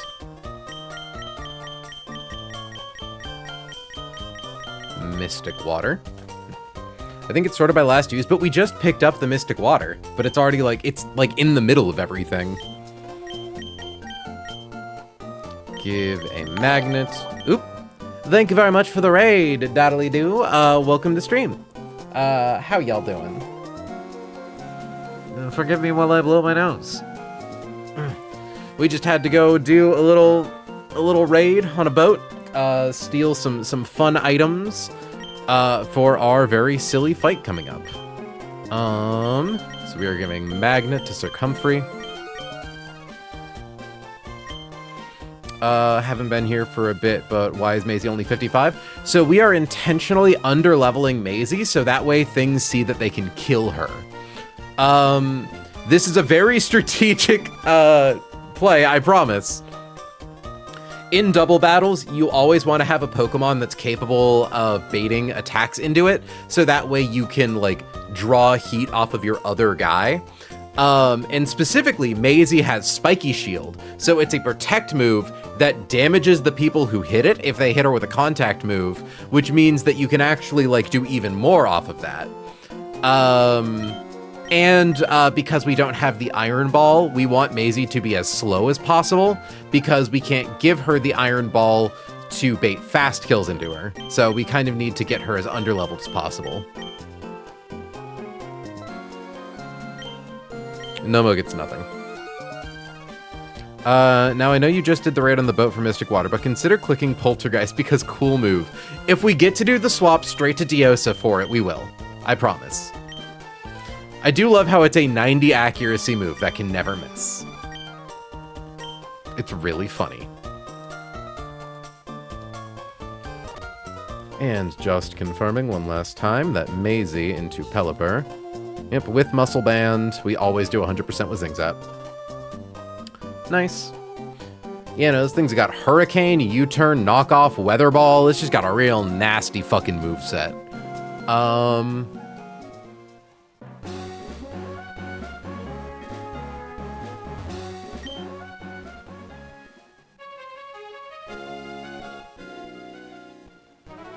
Okay. Oop, almost forgot to pre-damage Havara. Glad I do my final check. Pre-damage, copy, slot number 3 to 188.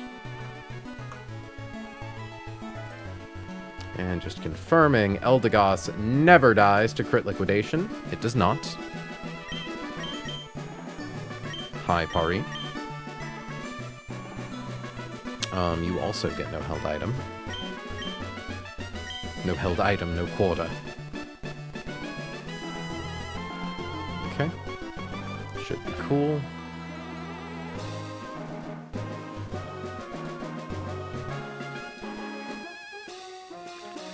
I don't know why I'm so nervous today about fights. I've just got like a really scared disposition. But we're fine.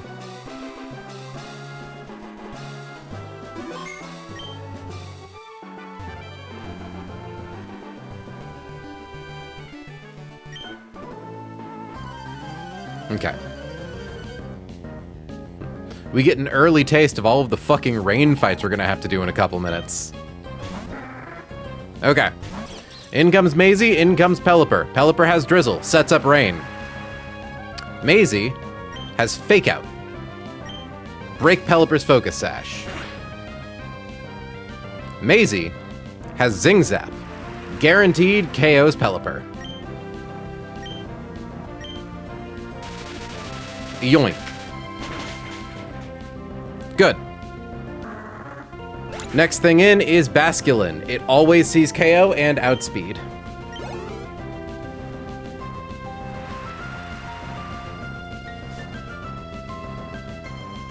It has Choice Band and Adaptability. Choice Band boosts the power of its attacks. Adaptability makes its stab 1.5 to ×2. It is also in the rain. It just does hella big damage with water type attacks. However, it only knows 2 moves, and Choice Band locks it into one of them. So, in order to determine which of those moves it ends up picking, because it will choose one at random, we are going to click Spiky Shield.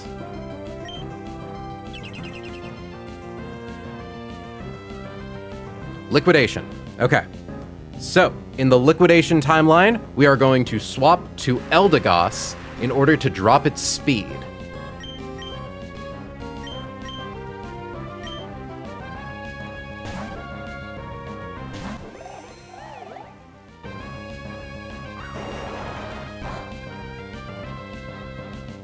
Cotton Down procs. Its speed goes from 151 to 100. We have a faster than average wall rain at 107. We know it is going to click Liquidation, but we are safe to swap to Havara, who never dies to a crit. A classic Swap to Goss. Look, Swap to Goss is one of the most powerful tools in our kit. Like, just because Eldegoss doesn't have a lot of kills does not mean that she doesn't contribute to our team. Okay, no defense drop, no crit means I think we're always baiting low kick on Beartick. Because of the speed drop, we outspeed and are able to one-hit KO with Freeze Dry. We do minimum 110%.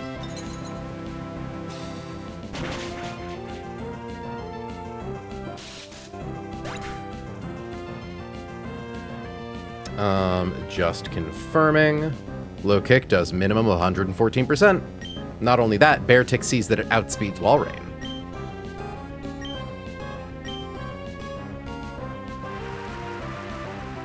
Yeah, no, it is very much. I was just thinking about Galissapod when I was saying that. So, we are baiting low kick on Beartick. We get to finally enjoy having a guy who's immune to fighting moves. Come on out, Diosa.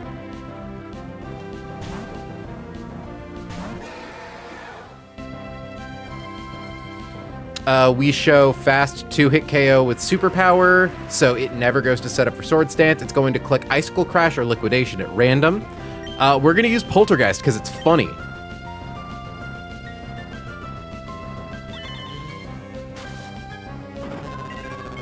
We beat the fuck out of him with his own berry.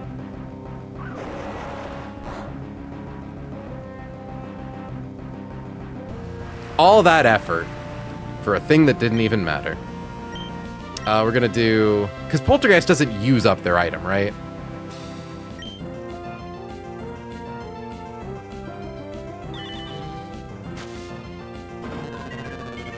Yeah, no, I did learn Hannah, because I was talking about Diosa in the Discord, that Basculegion's really good for killing a Pikachu mid-bounce, and I think that's really funny. Alright, nice and simple.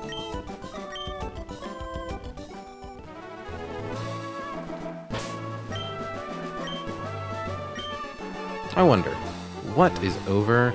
Are we on to bird doubles? Oh no, I just never named the guy we're about to fight. That's funny.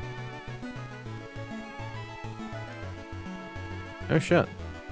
Okay, we just have to beat one more guy and then we get our encounter. Don't mind me.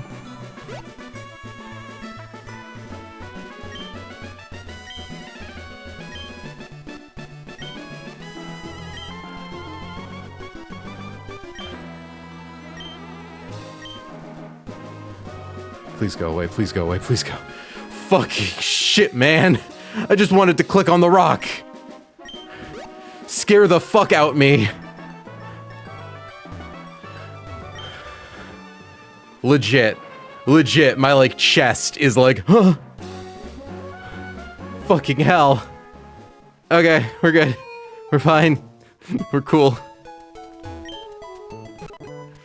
Steven, you don't even know the kind of shit we're on. Real. Okay. Guitarist Dalton next. Trainer name. Guitarist Dalton. Do I really not need, like... Is this just a really... Oh. I'm looking at Rosemary and I'm like, what do you mean one-hit KO Rillaboom with S-Bomb? Seed Bomb won't kill a Rillaboom. Oh, Sludge Bomb. So, no rain for this fight. We are set in grassy terrain. Make sure that these are all toggled on. I think this is a really easy fight. My notes are short. So, he opens with a Rillaboom. We open with a Roserade. Wow, yeah, we don't even need a Poison Barb to kill a Sludge Bomb. Nice. Roserade then does not bait Toxtricity, but it does bait Swellow. Swellow will not be badly poisoned, so it will see KO with Brave Bird, which is a free swap to Arcanine. Where is Arcanine? Who takes basically nothing from Brave Bird. We one-hit KO with Rock Slide or Flare Blitz, which is insane how powerful Flare Blitz is. At which point it will then become poisoned, and it will now do a lot with Facade, but like, not over half. So we live, kill it with Rock Slide, even though it outspeeds. Then in comes Toxtricity, who's likely to go for either Substitute or Overdrive. Whatever move it clicks on, we can swap to Garchomp. We can't be paralyzed by Nuzzle. If it goes for Substitute, we just click Earthquake and then click Earthquake a second time. So yeah, very easy fight. Only 3 guys required. We bring Nomo as the sacrificial fish.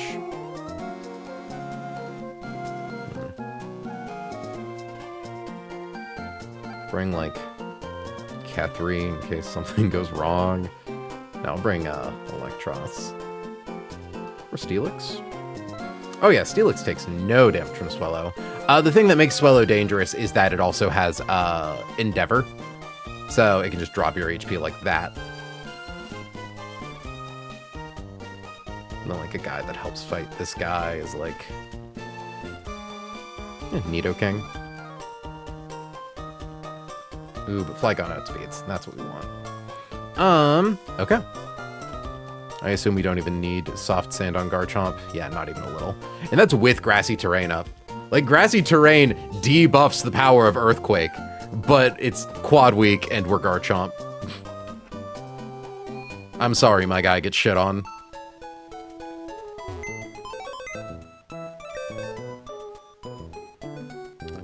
Okay.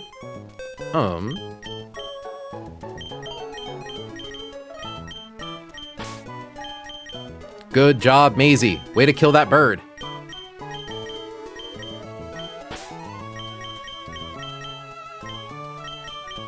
I'm just gonna... foreshadowing is a literary device where I will go so far out of my way to protect that flower. Roserade is so important to my team. Like, fuck, Hannah, do you have the frag counter open? How many kills does Roserade have? I would be stunned if she's not top 3 right now.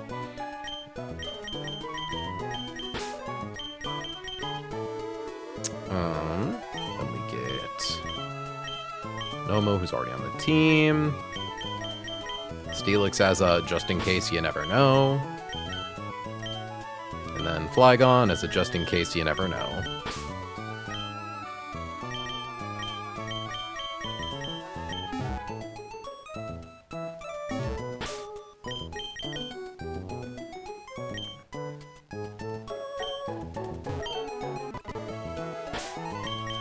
Okay. Like, Hamilton doesn't even need Hardstone to kill. We'll give him an Oranberry for emotional support.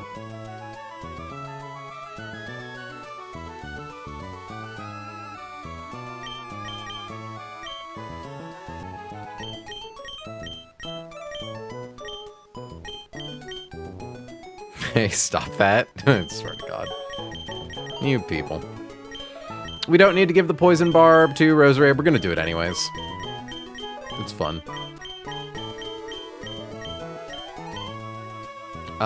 She's 5th at 34 kills, but you only got her in Watson Split, 4th highest in Flannery Split after Arcanine, Torterra, and Talonflame. Yeah, and that considering that that's in a gym where you literally can't use her to get kills.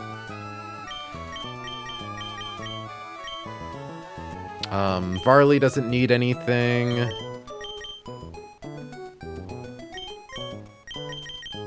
Lixie probably doesn't need the soft sand to kill. Yeah, doesn't even need it. Okay. Yeah. We'll give Varley an emotional support Cherry Berry. Ooh, banana. Oh, and I suppose, like, Metal Coat to Steelix.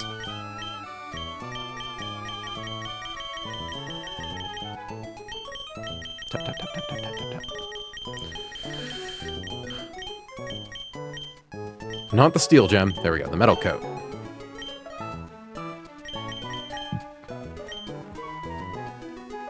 Person who definitely can't be trusted with poison. Alright, gamers.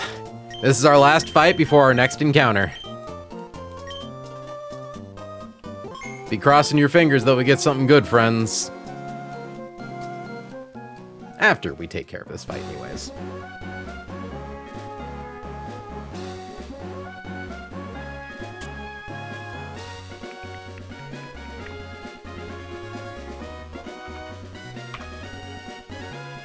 Equip Roserade with a poisoned Barbara.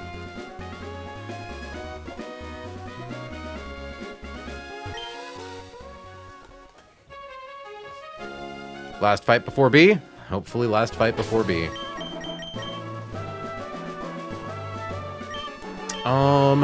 Roserade with Poison Barb, Hamilton with Oranberry, Varley with Cherry Berry, and Dollop with Steel Coat.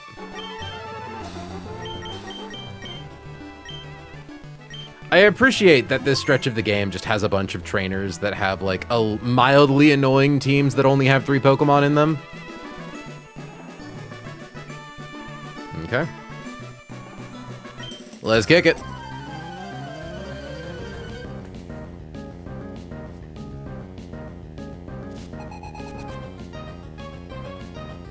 Wow, I didn't even realize I can one-hit KO this Rillaboom with fucking Arcanine. That's crazy. Ooh, something I did forget to consider is that Rillaboom does have Grassy Glide again. Thankfully, it doesn't matter. Shouldn't change anything. Out comes grassy terrain. Sludge Bomb one hit KOs.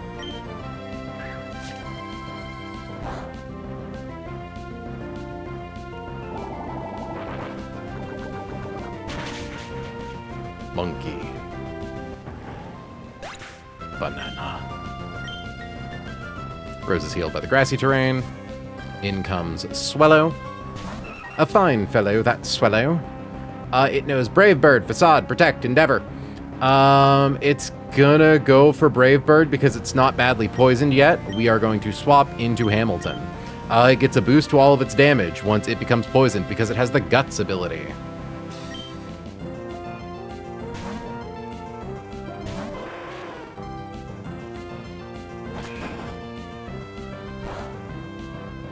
Take a little bit of damage. Get a little bit of healing. Now, it is toxic. So it sees that it does a lot of damage with Facade. There is a chance it clicks Brave Bird again, which would be funny. But we kill it with Rock Slide.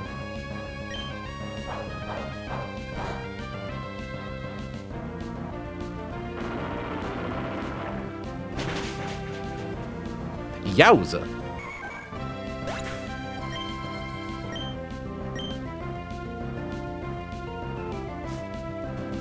And in comes Toxtricity, who we could actually one-hit KO. Oh, that's with Charcoal. I was like, oh, Charcoal says we can one-hit KO with Flare Blitz. No. It's going to probably click Overdrive. It could click Nuzzle to try to paralyze us, or it could go for Substitute. Either way, we take no damage, swap to Garchomp.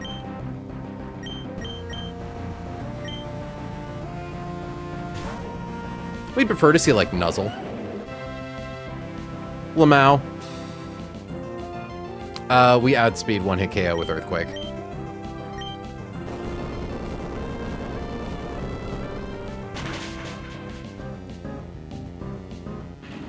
Lamau. XD even. Okay. In comes the next batch. Fingers crossed for B time. Now, there is a non-zero chance we encounter an Altaria that wants to kill itself. 10% chance, but 10% is more than zero. So we have developed countermeasures to stop the suicidal songbird. And those countermeasures are named Felice. So we are going to grab Felice the Zoroark. We're definitely not bringing Roserade. We also will need Marps, the Ledian, the Lesbian. Hi, Hamilton.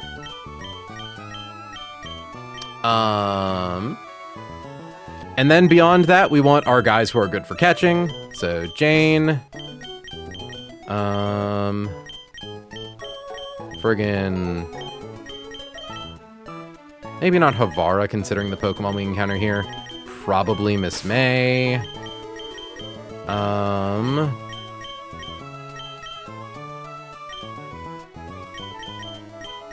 Probably Turtle. And then maybe, like, Ramble. Well, no, we'll bring Nomo as, like, our guy to kill in case we're in a situation where we might need to kill a guy. Okay. So, Altaria knows Perish Song. That's scary. Perish Song says that all Pokemon on the battlefield will faint in 3 turns. However, it is a status move. Zoroark is one of 2 Pokemon in the entire game that get Taunt. Taunts the foe into using only attacking moves. This means we can lock Altaria into using Dragon Pulse or Dragon Breath. Now, the mildly scary thing is that Dragon Breath can paralyze. So hopefully this doesn't take too long. But once we lock it into an attacking move, we can then swap to Marps, who can use Encore to lock it into that attacking move. For that reason, we are going to give Marps a Cherry Berry.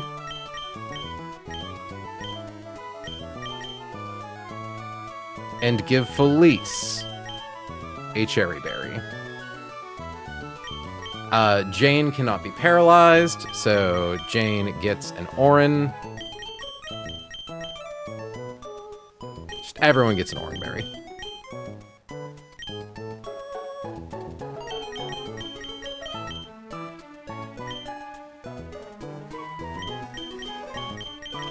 This is not a permanent solution. There is a chance that we just get, like, whoopsied. So once we see what our encounter is, I'm going to load it up into the calculator so we can confirm how to most safely go about catching it. Because the annoying thing about leading with Felice is that Felice dies to a light breeze. So we have to make sure that, like, are we safe to use a quick ball if we get lucky and encounter Beedrill? Because we have to open with Felice so we can guaranteed get the turn 1 taunt off.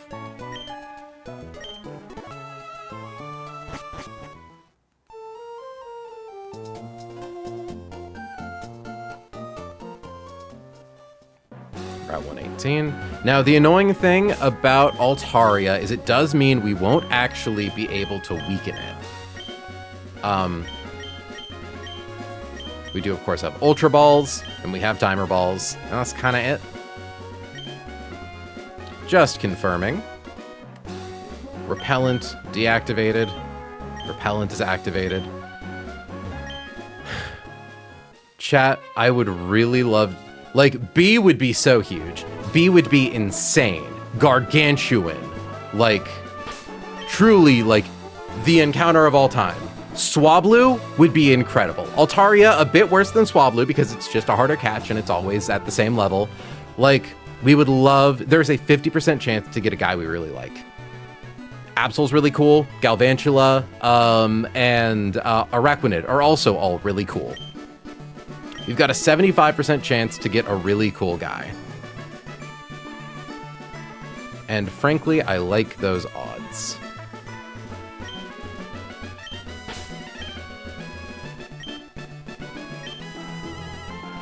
I like this patch of grass.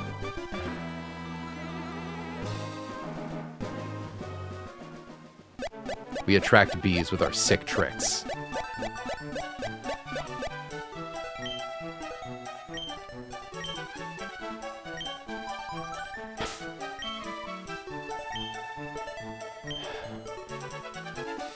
Do one last save. I'm sorry, chat. I'm so paranoid.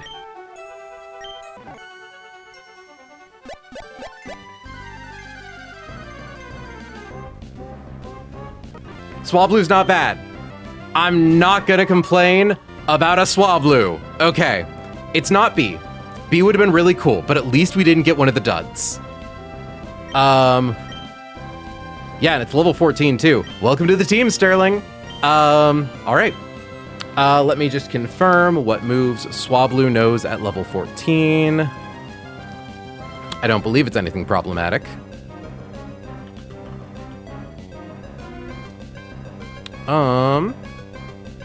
Sing, Disarming Voice, Safeguard, Round. Ooh, Disarming Voice. Yeah. So we can just do our thing where we swap to... Oh, it's definitely guaranteed in a quick ball. I'm not gonna lie, I just want the vanity of not throwing a quick ball at it. I don't know, I don't like how quick balls look.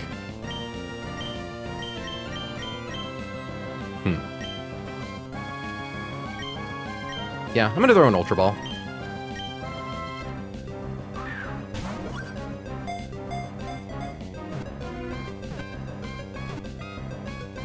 Gotcha. So technically, Kessel, this is Suicide Bird, but we caught it as a baby, which means it doesn't know the suicide move. A Pokemon that has wings like cottony clouds. After enduring winter in which little food is available, Swablu flocks move closer to towns in the spring.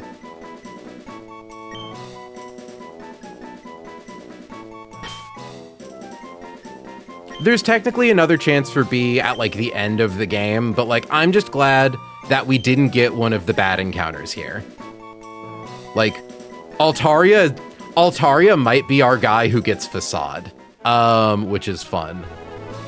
Because Pixiate makes normal type moves, fairy moves. We get Altarianite pretty soon. We get it before Winona, I think. Felice can teach Sterling his suicide move. There's time. That's also true. It's just Altaria does still get the suicide move. Because, like, we can use the suicide move on other things. Perish Song is incredible tech. And obviously, we want to see, like, good stats in nature. Sassy. Good attack. Minus speed is a little sad, but I don't think Altaria is that fast to begin with. Like, seeing 26 in special attack, 25 in attack, I'm really happy about that. Altaria is base 80. Yeah. Like, it's not... I'm not gonna say it's, like, guy stats, but it's definitely, like, solid. So to give you an idea, Altaria, like, Mega Altaria is 75, 110, 110, 110, 105, 80. So, was probably never gonna be that fast to begin with. Also, special defense boosting nature is really nice. Obviously, just extra bulk is good. And we get fucking fairy moves. Once we get a Mega Stone, this thing becomes a fairy type.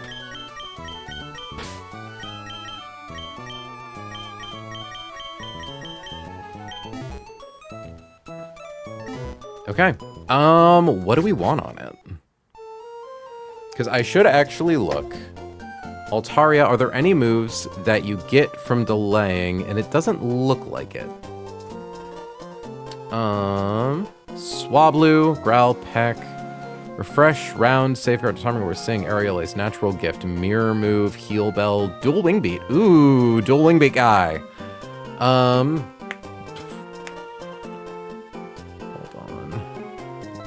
on. Yeah, you get so many free turns because it baits dragon moves before Mega and then becomes immune to them. Real.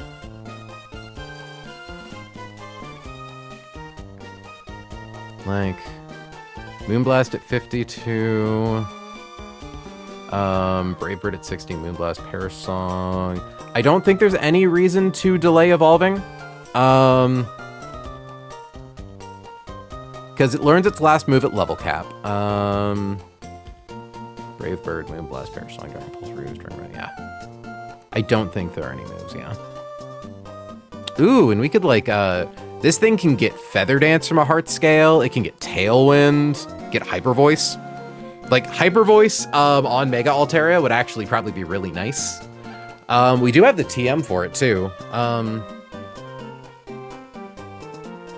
Yeah, no, we were joking about the suicide move, though, but genuinely, like, Perish Song can just delete a guy if you just know how to stall correctly. You evolve at 35. Okay. Dual Wing Beat. Yeah. So after that, Roost, Dragon Pulse, Perish Song, Moonblast. All those moves are on Altaria's moveset. Yep, okay. We just evolve it straight away.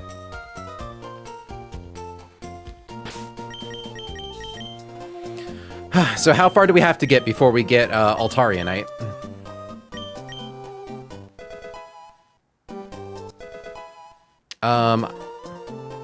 Either if you know how to manipulate swap AI or last moment situation.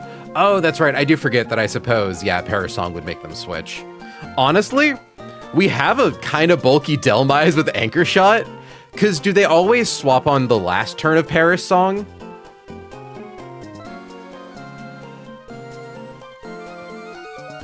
Like, is it a set turn that it does the Perish swap?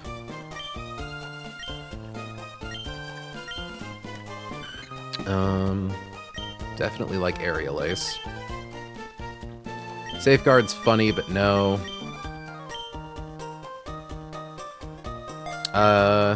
It tries to on the very last turn, but there are ways to prevent it if you slow. Say if you show kill into a Mon, they'd be swapping too. Okay. I love you, BTW. You're all a delight. I don't know what we did to proc that, Rose, but thank you. Dion's gonna be so happy seeing this bird. Yeah, I was going to say, no, Anchor Shot doesn't do pursuit. Anchor Shot traps. Using a trapping move like Anchor Shot could, like, force something to stay in. The effectiveness varies. I don't think we need natural gifts.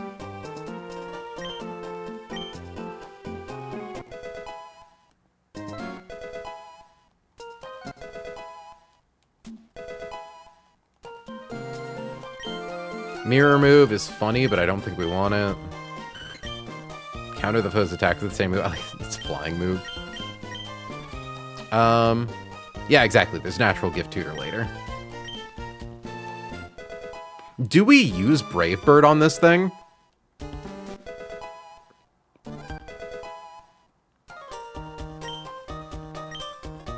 I think Heal Bell's interesting. I definitely like it more than Sing. Like, I don't think we're keeping it. It's, like, our non-attacking move on this thing is going to be Roost. Because we want a really strong normal type move on this thing once we get Altarianite. So we're probably going to have, like... Yeah, because we probably still want Moonblast, right? We love Dual Wing Beat.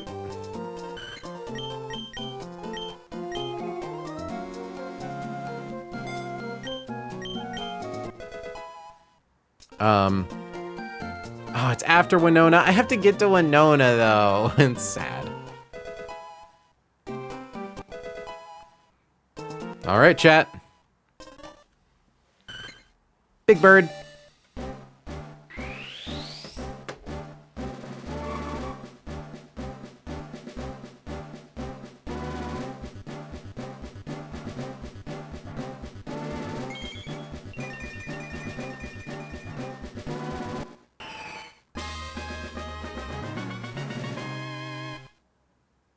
Just got to get a shot of that.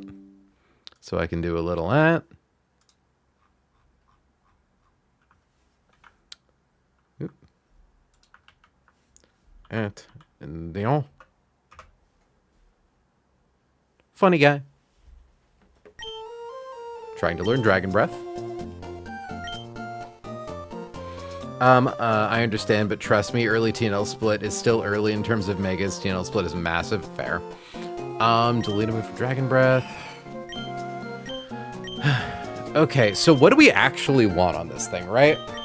Because, like, we're gonna get rid of Disarming Voice for Moonblast, presumably. We don't need Heal Bell. But we're gonna grab Roost over Heal Bell.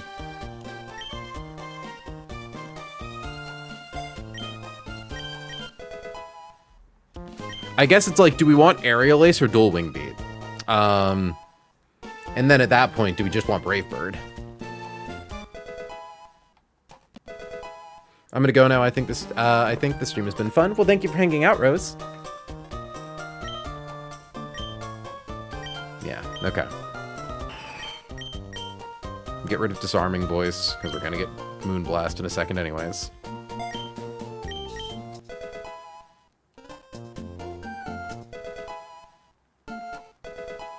Also, Hannah, I'm catching up to you in terms of being a dragon tamer. I've got quite a few of these fuckers.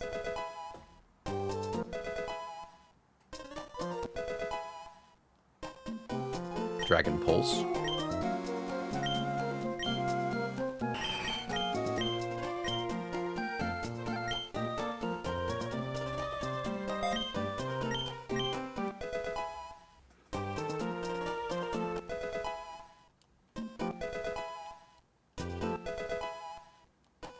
So the question is, at what point do I consider, like, after getting Altarianite, do I consider ripping, Facade on this thing, right? Perish. Oh, God. Oh, God, our moves are so limited. Okay, because obviously we want Roost. So, do we get rid of Aerial Ace or Dual Wing Beat?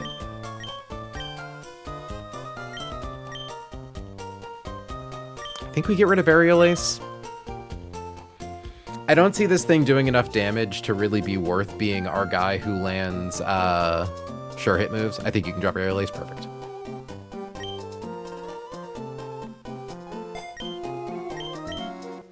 Perish Song.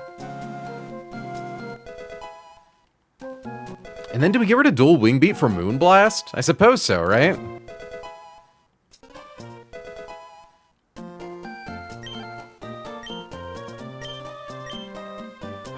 It's annoying because Moonblast isn't stab yet. But also, like, what is regular Altaria's attacks? They're actually the same. 70 attack, 70 special attack. Man, Altaria is mediocre. So yeah, like, we get rid of Dual Wing Beat, right? Do we keep Roost on this thing?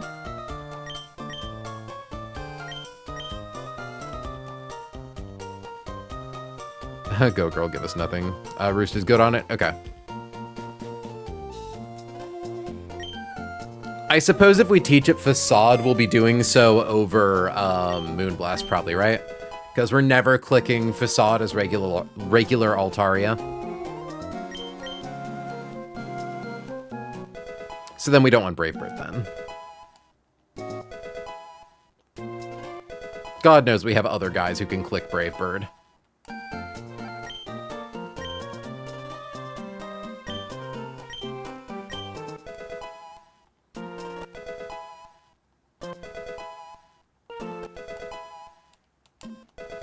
And 65. So Altaria's stats are pretty mediocre currently, but once this thing evolves... Ooh, okay, hold on. That special defense is really nice. Okay, this thing can definitely bait resist, or like tank resisted hits, which is good. This actually might be really helpful for Love Disc fight, depending. Because, like, what's Roserade's special defense currently? 174? Yeah, maybe not. Genuinely worth considering maybe at some point dropping a heart scale on this thing, Spadef. Too fluffy, can't hurt him. It's true. Hold on a second. Cool. Let's get that export. Unfortunate that doesn't get Draco Meteor. We've got other guys to click Draco Meteor.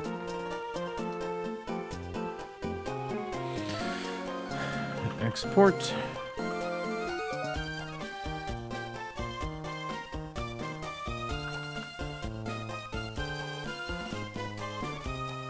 Like, I'm just curious about something. Set a terrain, turn off grassy terrain. How well do you bulk? Pretty decent. You don't do any damage back, but like...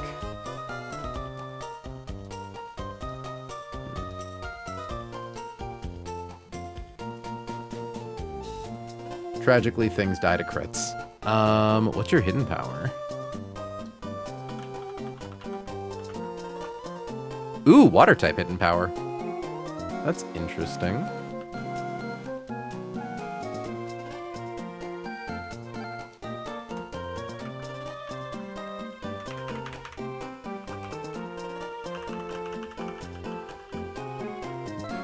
Yeah, no, I am definitely not disappointed by this. There's a lot of fun stuff we can do with this thing if we can get to... honestly, special defensive water resist seems super useful for the upcoming route. I was going to say, like, it takes 44% from the upcoming love discs. And your base, what, 105? Is Roserade 110? No, it's also base 105. Yeah. Man, I still can't believe we landed such a bulky Roserade. Genuinely so nice. That being said, friends, I need to pee. So I'll be back in a couple of minutes. I'll be right back.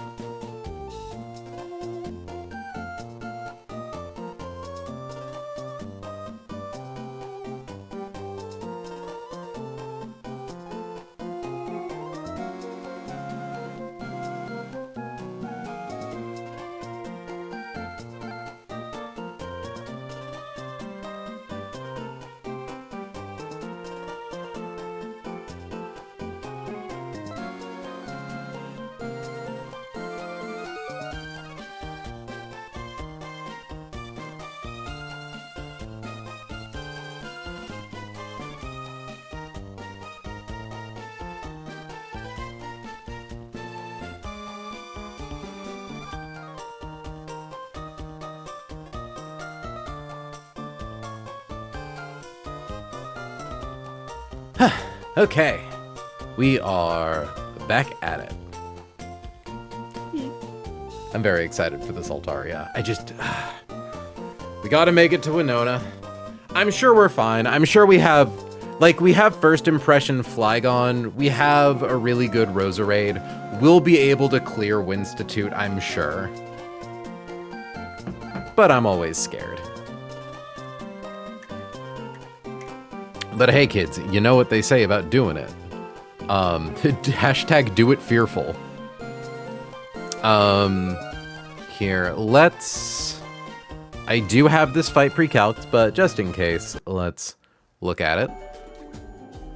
So, next up we have a double battle with Bird Keepers Perry and Chester. One side has a Vikavolt and a Flygon. The other side has a Scope Lens Sniper Focus Energy Fearow with Drill Run. Thankfully, Scope Lens is only a +1 crit stage, which means that Drill Run is not a guaranteed critical hit. But it will be if it clicks Focus Energy, which is very likely. Thankfully, we're actually gonna get more use out of Maisie in this fight. So, we've got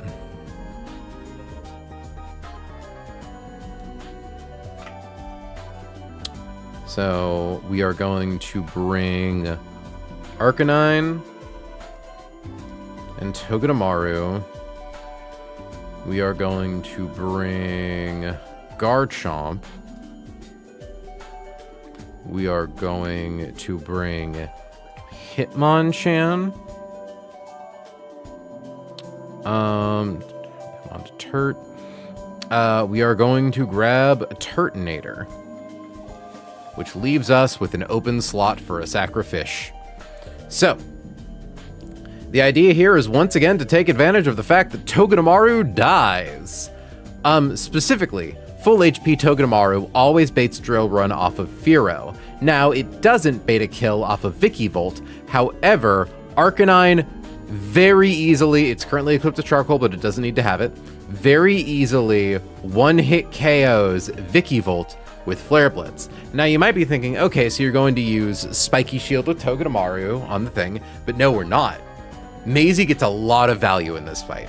So, we open with Flare Blitz, we kill Vikavolt before it gets an opportunity to do anything, and then we don't have to use Protect. Maisie can use Fake Out to make Fearow flinch. Then in comes Flygon. Flygon sees a KO on both Maisie and Arcanine with Earthquake, so it's going to click Earthquake. Maisie is still baiting Drill Run off of Fearow. Now she can Spiky Shield. So she takes the Drill Run, she takes the Earthquake. We are going to swap Hamilton into Garchomp. It's not a perfectly immune, but it does not take a lot of damage from Earthquake. Varley outspeeds Flygon, and with the Dragon Fang is able to one-hit KO with Dragon Claw. And notably, after taking critical hit Earthquake damage, so that's 91 HP. So we are 215 minus 91 is 124. We are not baiting kills on any of Garchomp's or on any of Fearow's attacks. So after open with these two, Fake Out Fearow, kill Vikavolt, Protect with Maisie, swap to Garchomp. Garchomp kills Flygon. Fearow is once again going to try to Drill Run Maisie for the third turn in a row, at which point we can swap in Hitmonchan, who always lives Drill Run even after a sniper boosted crit. Hitmonchan can then use Fake Out to flinch Fearow. Hold on, just confirming something. Yeah, Fake Out to flinch Fearow, and then I think are we letting Garchomp get rid of the rest? Yeah, because we'll have already done 2 rounds of chip damage to Fearow via Spiky Shield and Fake Out. So lowest damage on Dragon Claw is 121. Sorry, 71% plus 18% is 90%. It takes at least 12% from hitting into Spiky Shield. Drill Run is a contact move. Let me confirm that.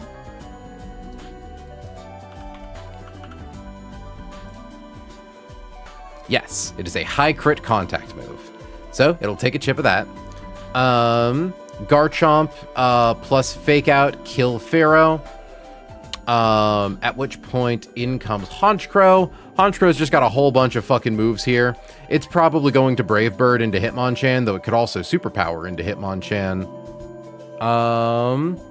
Either way, it's not gonna go for Garchomp, because Garchomp also won't bait Brave Bird.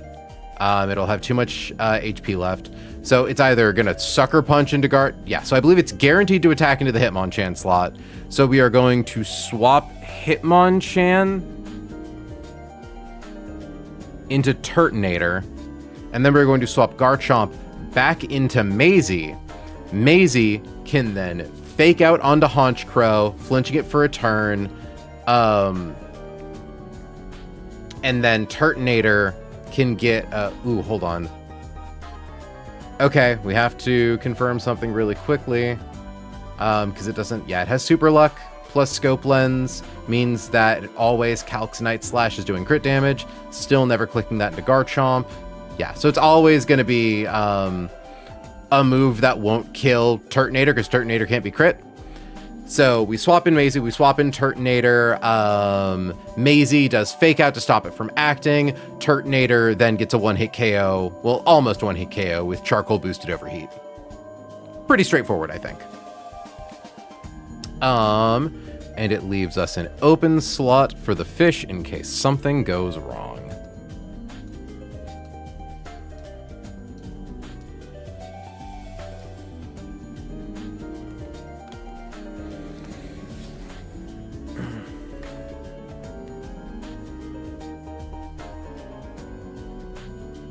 Much more straightforward than the other fight.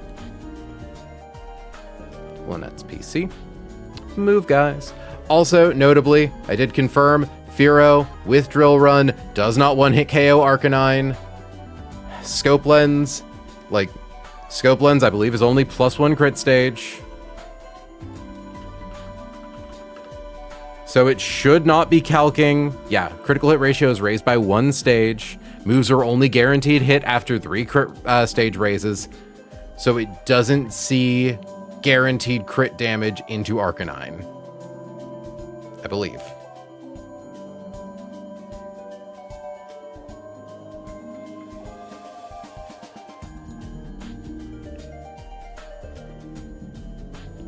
I suppose if we wanted to do the same thing, we could do it with Rapidash.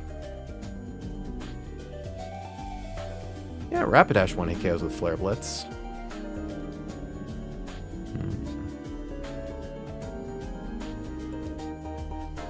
No, we stick with Arcanine. We understand how this works. Like, people who know what they're talking about. I am correct in this, right? I haven't somehow done a McFuck-up.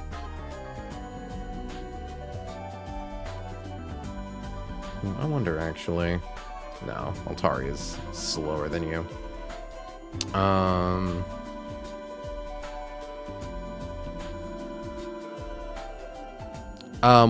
I'm just making sure, like, Scope Lens plus a high crit move is not guaranteed crit. Correct?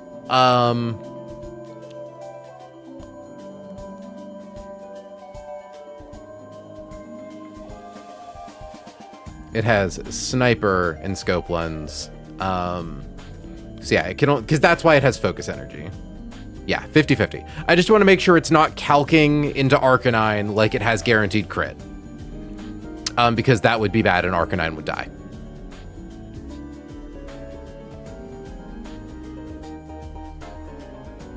Yeah, because I don't care the chance that it can crit me. I just want to make sure it's not seeing Arcanine as a viable thing to kill. For reasons that I hope should be self-evident.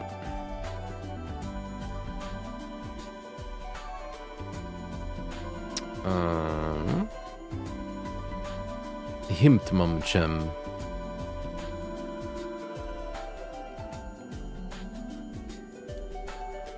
Grab Sybil.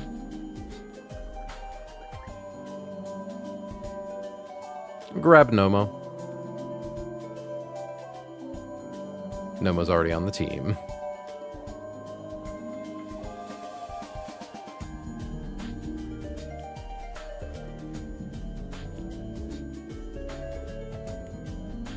Don't mind me snagging items.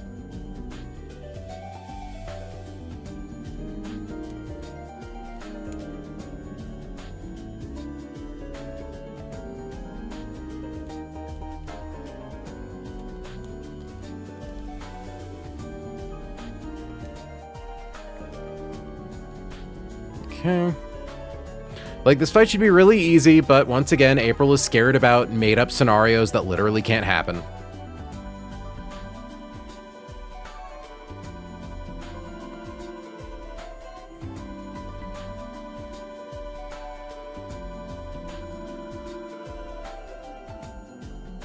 Give you the Dragon Fang.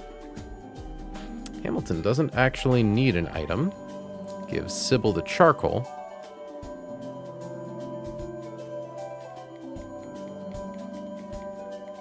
Yeah, no, see, why is the charcoal so high up here? I literally just took it off of Sybil. Don't ask me why I did that. Kethri will give the Silk Scarf, just for extra fake-out damage. Hamilton gets Emotional Support Oranberry.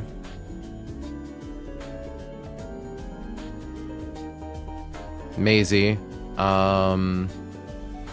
also gets Emotional Support Oranberry, because she shouldn't need... Yeah.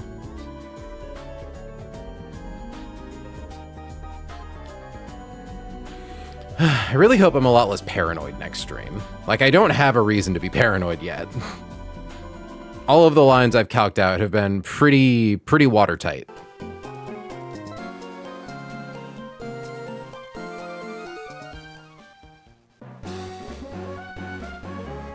Repellent is activated.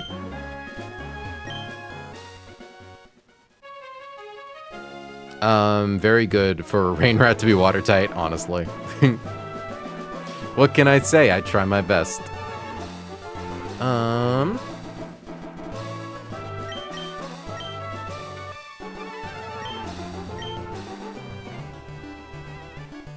Ooh, TM.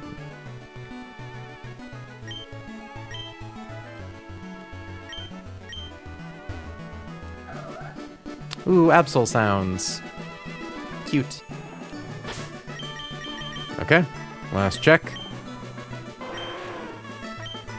Because just confirming, Hamilton with no held item, always Flare Blitz kills, good. Dragon Fang, Silk Scarf, Charcoal, nothing.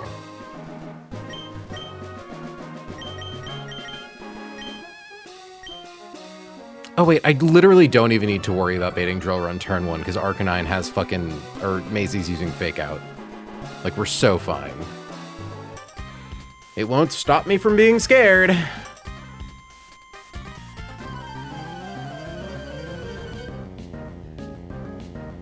Yep, did my numbers with doubles toggled on. Say hello to Birdkeeper Perry and Birdkeeper Chester. Out comes Vicky Volt, out comes Firo. So, Firo wants to kill Maisie with Drill Run. It wants to do it so fucking bad. Hamilton is going to use Flare Blitz to destroy Vicky Volt. Maisie, instead of using Spiky Shield, is going to use Fake Out into Firo. Its ability is Sniper, so nothing will stop it from getting Fake Outed. From flinching.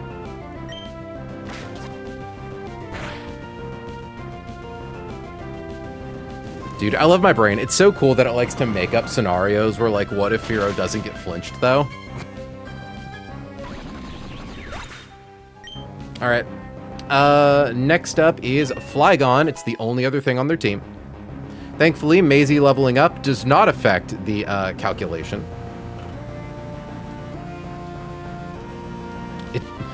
Careful. Drill Run went from doing 400 or 146% to 141%. Okay. In comes Flygon. Flygon has Levitate and a Yachi Berry. We are going to swap Hamilton to Varley. Maisie is going to use Spiky Shield. Pharaoh is going to Drill Run into Maisie and take chip damage. Who out here running they drills? Unfortunately, Varley is going to take a little bit of damage here. Maisie protects herself, and Pharaoh is immune. Varley outspeeds Flygon, KOs it with Dragon Claw.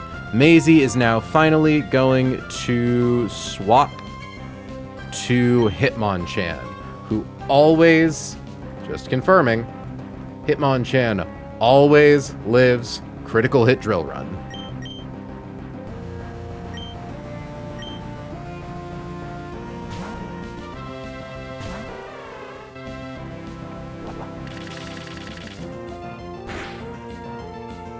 Critical hit.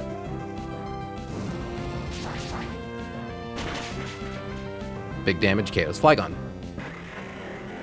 Good.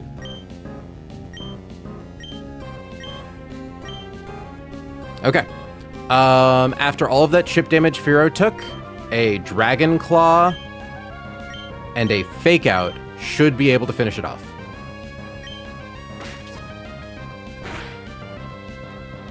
This poor Pharaoh. This poor sexually frustrated Pharaoh.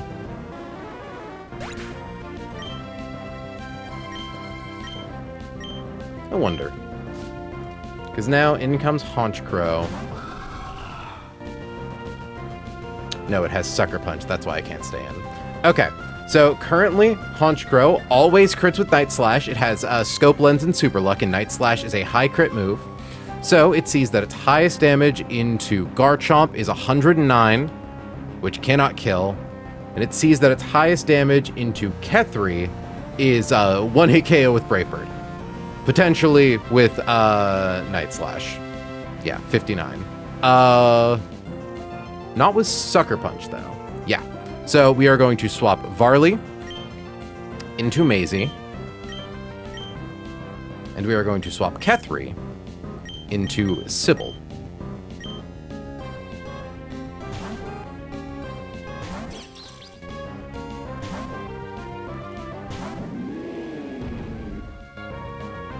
Night Slash. However, notably, Sybil cannot be crit.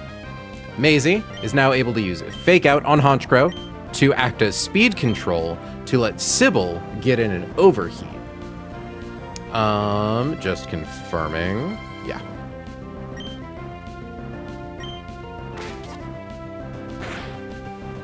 I am atomic.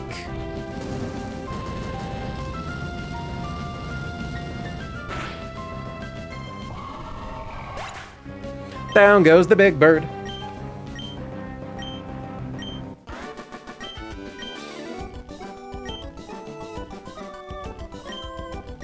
And I now believe we get a sweet little TM and some items. Some berries, yay yippee. So help me God, if Steven Stone is waiting for me to scare me, I'll chew his head off. Life Dew. Ooh, that's fun. That's our first, like, healing move TM. I think we also get Heal Pulse at some point.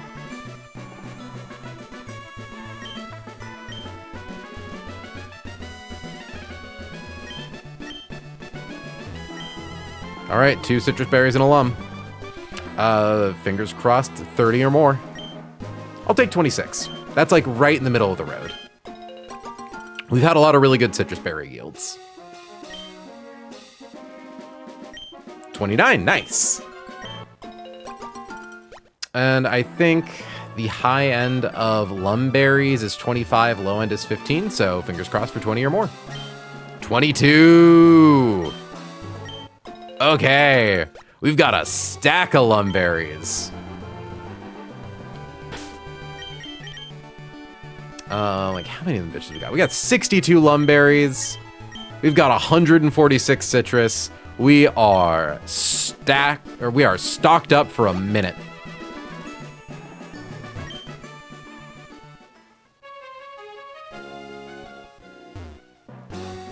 Okay. Welcome to Mallville, motherfucker.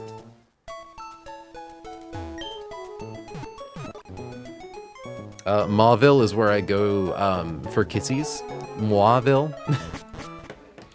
And I do believe our next fight is the first fight to take place in Permanent Rain. Shit's about to get a little wet, chat. Things are gonna get moist. Well, thanks for hanging out, Whooper. Hopefully I'll see you in the next one. So, charcoal, export, import. I'm checking something really quickly.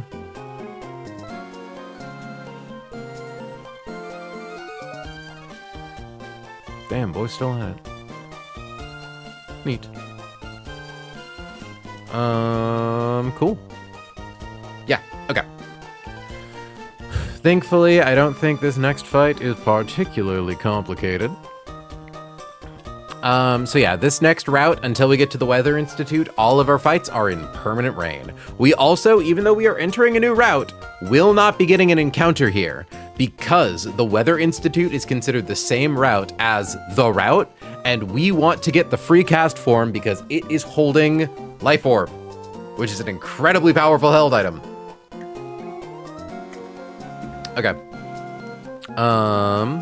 So, for this fight, we are up against Bug Maniac Taylor. Again, in Permanent Rain. Thankfully, even in Permanent Rain, Charcoal, Flare Blitz, one-hit KOs a Scavalier.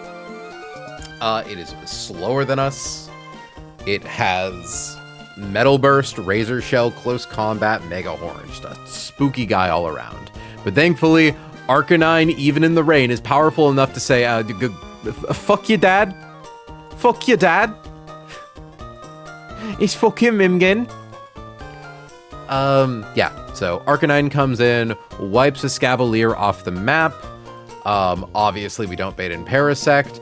Obviously, we don't bait in Shiinotic. But what we do bait in is Kabutops, who sees a KO with Liquidation, potential fast KO with Aqua Jet. Well, actually, no, sees a fast KO with everything, because it's got fucking Swift Swim. So it's going to click Liquidation. We are going to swap to Gyarados, because Gyarados is really fun, because does not take that much damage from Liquidation. And even if we get hit by a crit Liquidation and lose like 45% of our max HP, that's what, 92 off of 201. So that drops us to like 103 HP. And let's say, oh no, it also dropped our defense by one stage. Well, now it could see Liquidation kill. No, it doesn't, because we drop its attack by one stage. Why is that not fixing the calculation? I really thought, oh, because it's set to crit. There we go. So it still sees Stone Edge as the KO, which is good.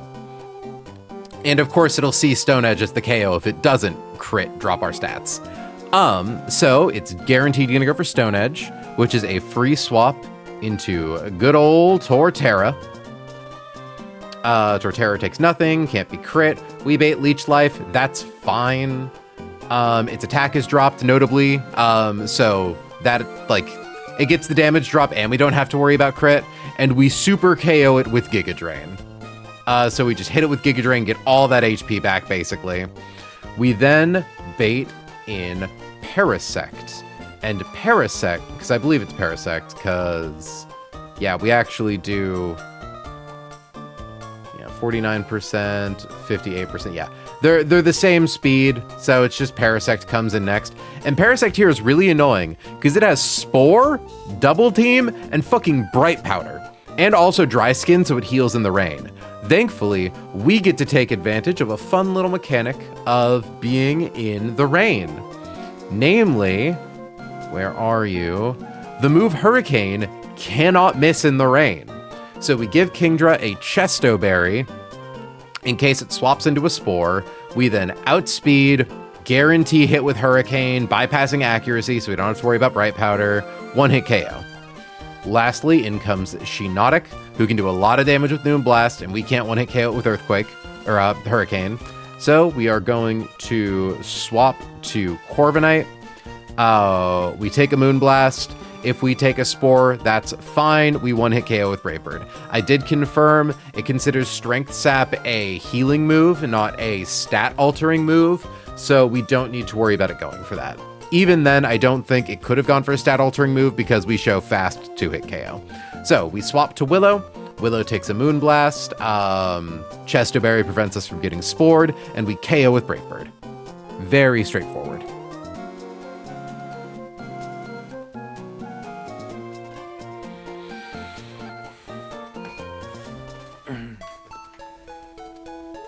He'd suck your dad? I'm sorry. Thank you for correcting me, Mintmod.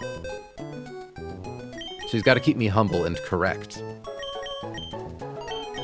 Already have Arcanine. Need Gyarados. Need Gyarados.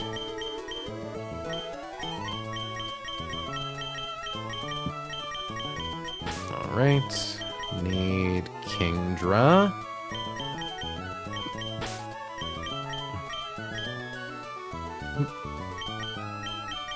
And we need Corviknight.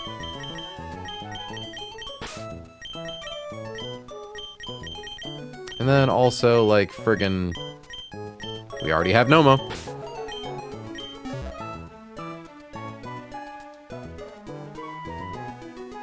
Nomo could actually do damage to Shiinotic, so screw it. We'll also give Nomo a frickin' Chesto Berry. Like, we could also pre-status to get around Spore, but I think it's better to just take the, like, it's not like we're gonna run out of Chesto Berries. So give that to Willow.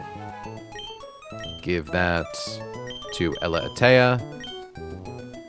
Give that to Nomo. I had considered using Roserade to fight Shiinotic, but it's most likely to go for Moonblast, and Moonblast could drop special attack, so... Though, honestly, you are Grass Fairy. How hard does Roserade bomb you? Shockingly enough... oh, because it has a Kaba Berry. Yeah. It has a berry that reduces the damage of Poison-type attacks.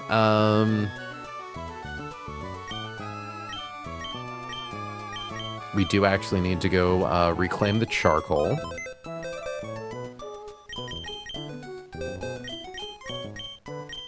So take that. Slap it onto Arcanine.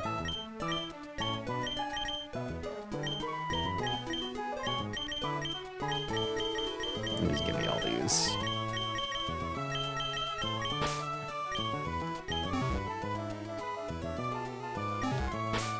Okay. What am I worried about here? Nothing. Fucking nothing. Then we'll give, like, yeah, an Oranberry to Aramaya and Turtle.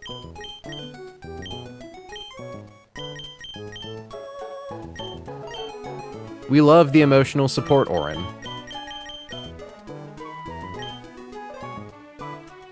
Honestly, actually, I'm gonna give Aramaya a Chesto Berry in case we get into a situation somehow where we need to bring her in. I don't think that can happen, but you never know. I actually think you do know. I think you can know for certain relatively easily. It's not that hard.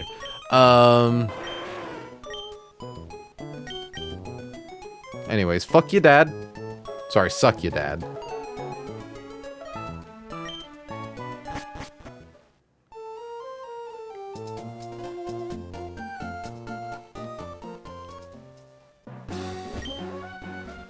So we are coming up against Bug Maniac Taylor.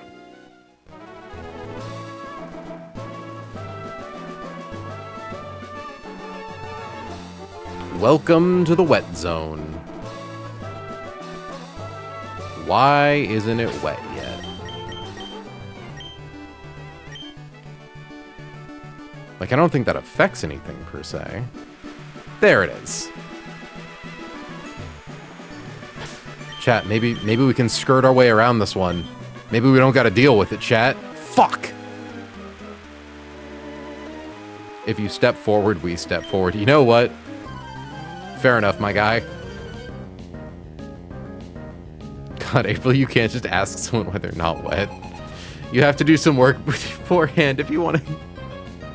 Thanks, guys. Appreciate you. Out comes the Scavalier, out comes Hamilton. The Scavalier has shell armor. We kill it with Flare Blitz. Boom. A big ba-boom.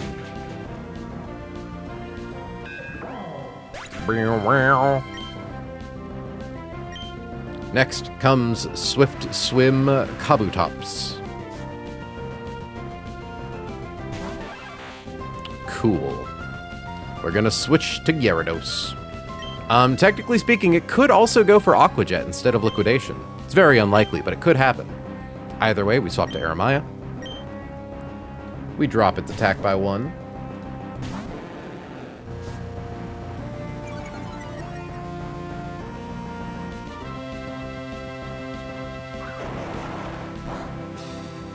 No crit. Did get defense drop, though. Thankfully, with the -1, it still only sees KO with Stone Edge. So, we swap to Turtle. Turtle does not take a lot of damage from Stone Edge, and takes at most 38% from Leech Life. We use Giga Drain.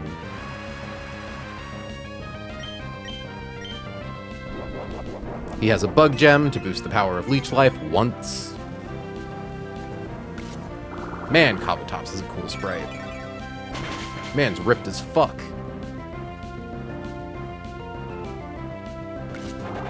I would like that back, please. Thank you. Alright. Next up is Parasect.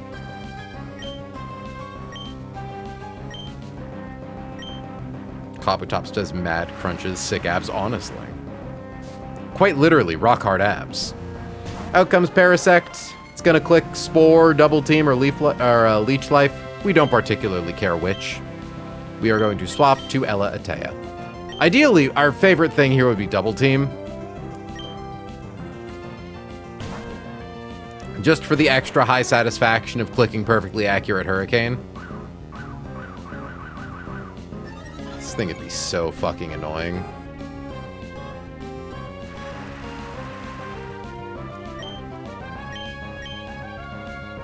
Hurricane cannot miss. It does 152%. Dumbass. And next is Shiinotic.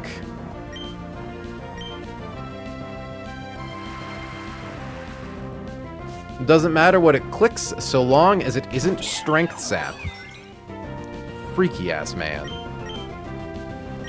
We swap to Willow.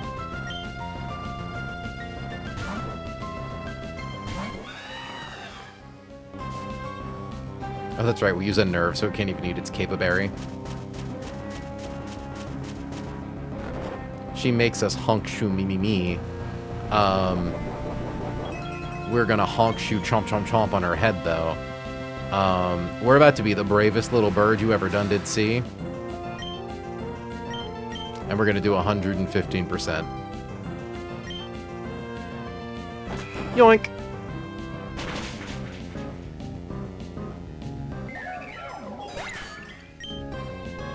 Dude, I don't understand the, like, calculated percentages for recoil in the calculator, because it says it does, like, 9.2 to 9.2% of our max HP, and that's just, like, patently untrue.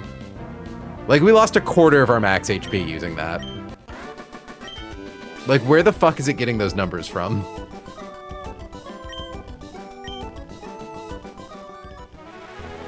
Anyways, nice.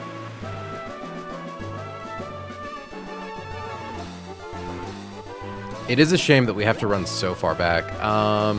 Oh! That would do it. Thank you, Hannah. I was wondering why those always seem to be a little off. Because we got confused by one of those with Talonflame, like, several streams ago, too, I remember.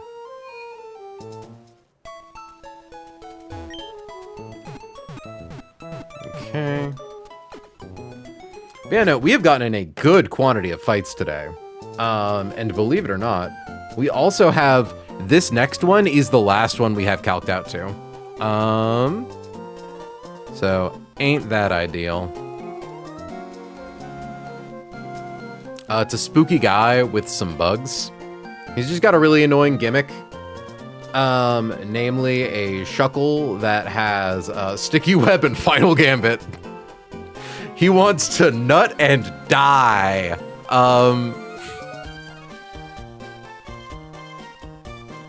Which, to be fair, like, same, King. So we are going to give you Iron Head, or Metal Coat, sorry, to use Iron Head. Me too. I think this fight could be a one-mon sweep. It's not really. Unfortunately, Tinted Lens Flying Gem just makes Acrobatics do a little too much damage to be safe. Does Greninja just win?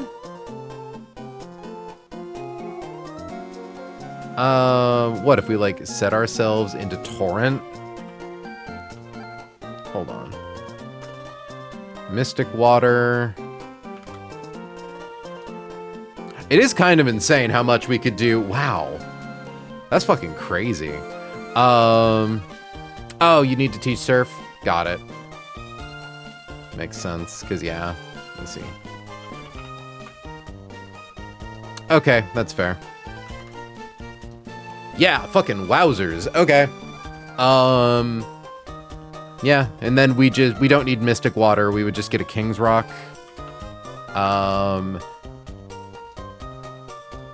12 plus 102. Yeah, that is exact lethal. We fling a King's Rock, get a flinch turn 1, KO with Surf.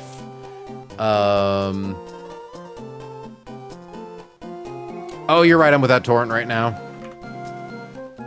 Yeah, true, none of its moves are priority. We kill it with Surf. We kill it with Surf. That's really funny. I don't think we need that, though.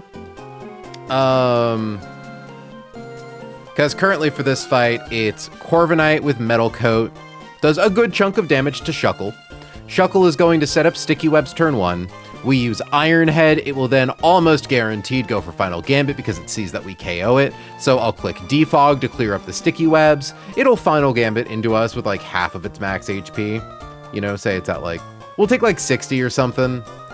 Then in comes Mothim, who sees a fast kill with Acrobatics most likely. Regardless, it'll always go for Acrobatics probably because highest damage.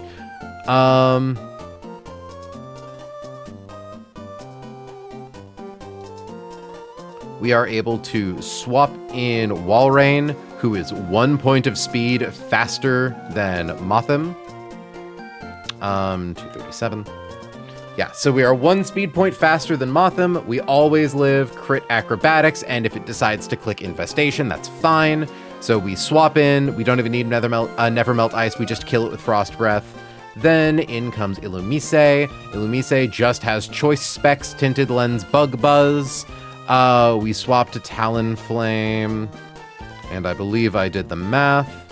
Talonflame, getting hit by Bug Buzz, crit takes 108. We have 183 minus 108, drops us to 75 HP. Brave Bird does 1/3 damage recoil, just confirming. Yeah, 1/3 of our max HP, 1/3 of damage dealt recoil. 169 divided by 3 is 56. So we take another 56 damage, drop us to 19. We always live. Yeah. Yeah, we can do this line before we call it. Yeah. The main thing is to just make sure that, like, we don't have Sticky Webs on the field when Mothim comes in.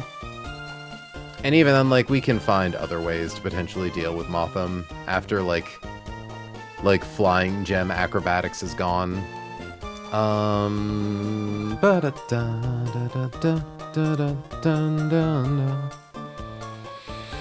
Yeah, so we can bring in, like, Steelix. We can bring, like...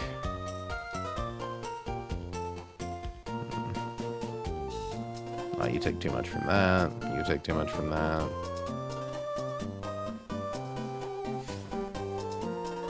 It is hilarious how you Basculegion outspeeds. Yeah, okay, so Basculegion is able to... Because, like, yeah, even if we get Sticky Web drops our speed by 1 stage, the rain makes us faster. So yeah, if Sticky Webs is somehow still on the field, we can instead swap to Walrein to eat the Flying Gem boosted acrobatics, then swap to Basculegion to take a normal acrobatics that does not kill us if it crits, and we kill it with liquidation. Frog and Rain is an unstoppable force. Genuinely incredibly powerful. And then, like, frickin' bounce.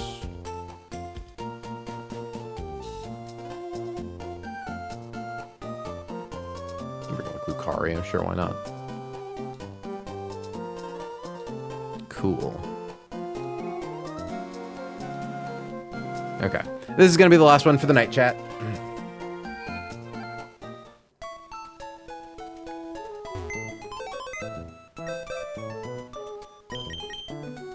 Okay. So.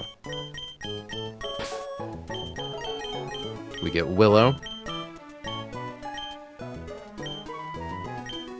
We get Havara.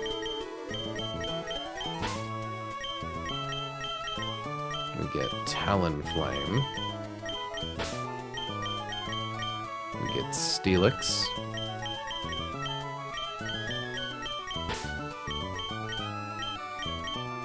We get Basculegion.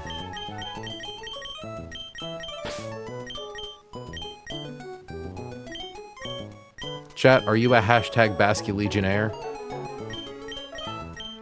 And get Lucario.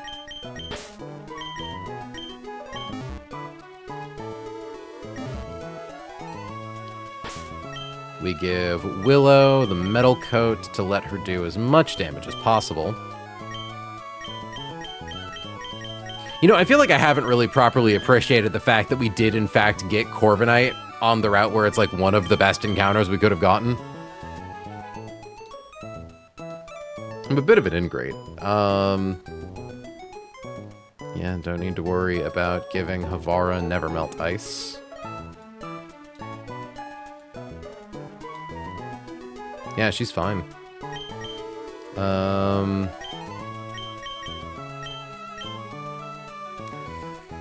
There's no reason to waste items that we don't need to. Same goes for Dollop. Diosa, I don't think actually needs the Mystic Water to one-hit KO Mothim. Does not. Can give it to Diosa anyways.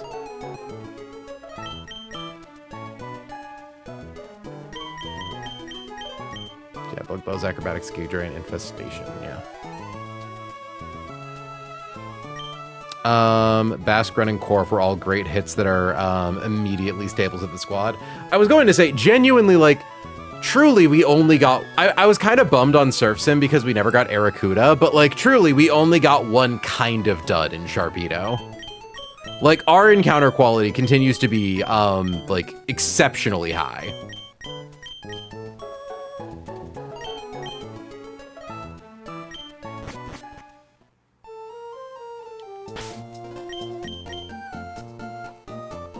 Okay.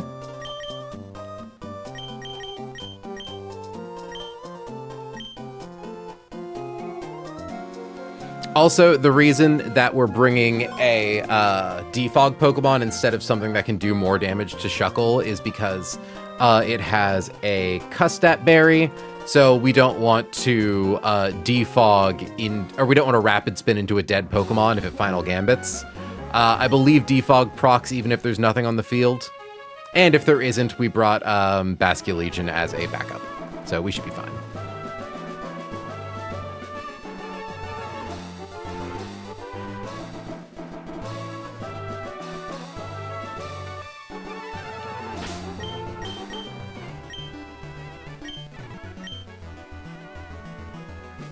Okay. Just making sure. Repellent is deactivated. Repellent is activated. Okay, Hannah, there aren't optionals around here, are there? I can't get, like, jump scared, can I? Because this is actually a really wide open route.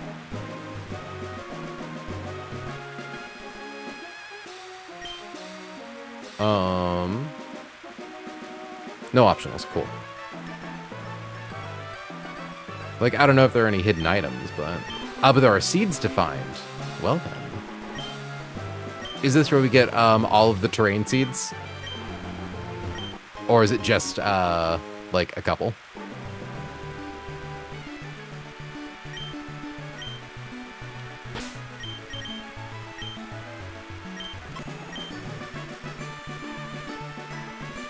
Ooh. Oop.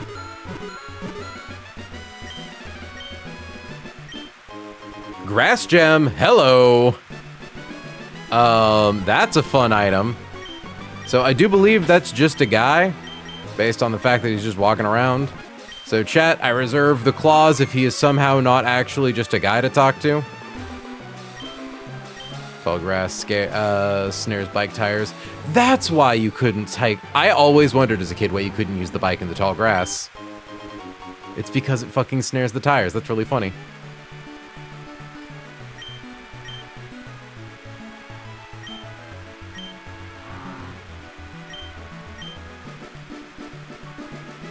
Okay.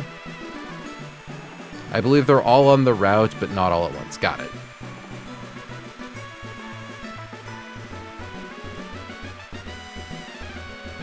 Okay. Don't know it. Ooh, shit, more berries. Ooh, who are you? Fingers crossed that whatever it is, there's a lot of it. 13 Ayapapa berries.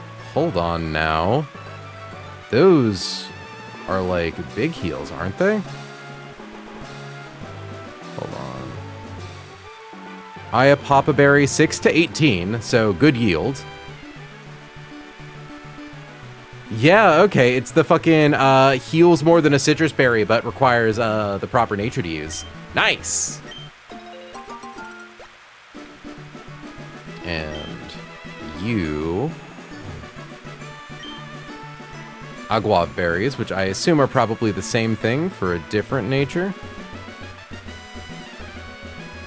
Aguave, 6 to 18. Damn, these yields are incredible. Oh, they're a 50% heal. The wiki is wrong and says 33. Well, good to know. Yeah, so that's fucking incredible, getting good yields on those. I'm assuming these are the only bushes for these in the entire game. Yep, very true on Route 19. The only one left to get is Mago. Yeah, wow, 6 to 18, okay. And we got 13 and 15. So, let me check.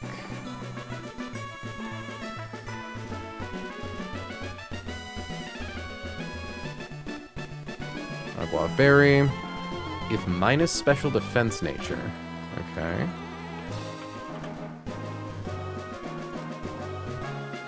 Minus speed nature. Interesting that we have the minus defense natures, but not the minus attack ones. Or maybe those don't exist. Love you, Rizberry. Yeah, so that makes me really happy. I assume this is like a rest stop. That's a lot of Wingle. Chat, obviously I don't believe that I would suddenly fight this woman, but Cave of Origin, people are in the spirits Pokemon there, something that could really happen. Okay, so there's nothing here, just a bunch of birds. Okay, so I assume that would be the next guy we are fighting. very funny place to put them. No, wait, that wouldn't make sense, because we can just walk around. So it's probably not them. Ah. I see. Who's the fucking other guy, then? Is that a trainer?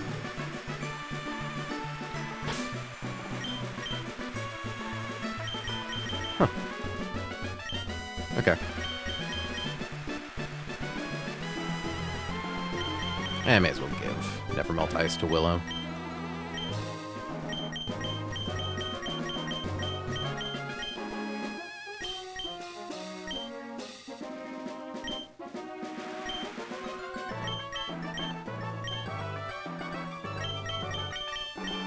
Give an emotional support Oranberry to Scalpel. Okay. So this should be Bugcatcher Doug.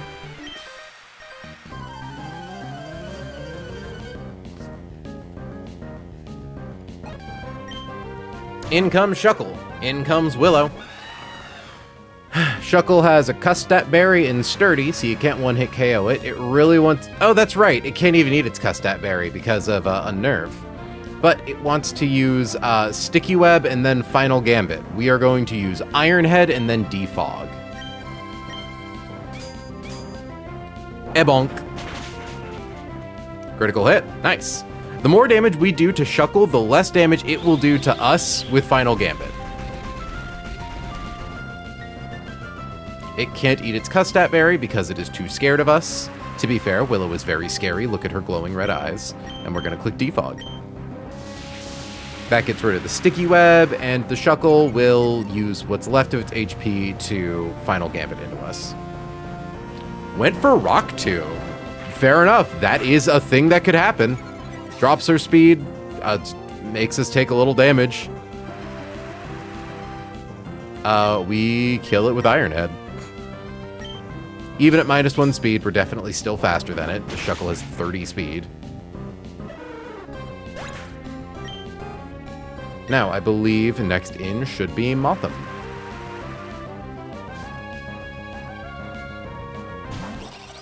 As we have established, Havara lives acrobatics, or Flying Gem, Tinted Lens, acrobatics. And because of there being no Sticky Web, Havara is 1 point of speed faster than Mothim. There is also a chance it could go for Infestation.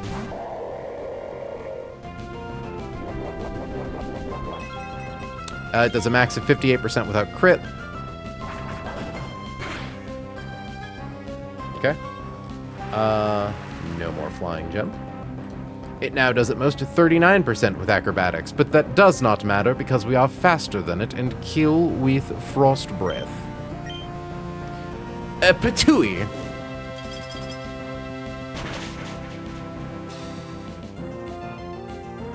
You are very impressed by the critical hit. They always happen.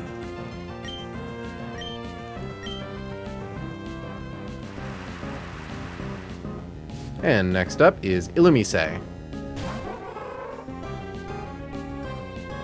It only knows Bug Buzz. It has choice specs. It just wants to do a lot of damage with Bug Buzz. Truly, that is all it wants out of life. Scalpel double resists it. Even if it crits, that plus Brave Bird recoil is not enough to KO Scalpel.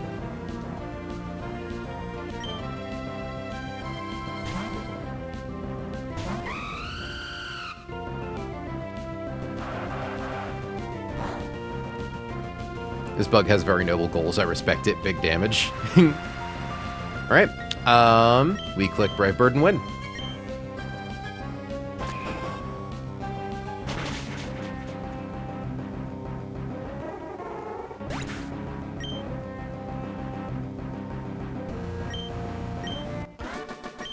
And because we, finished the fight, we didn't even use up our Oranberry.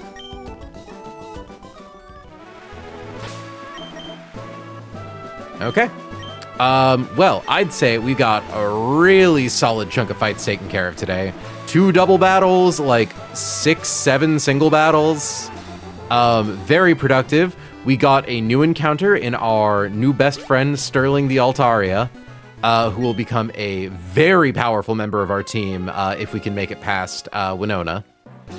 I'm really excited to be able to use Altaria. And there's still one more chance for B. But yeah, save the game.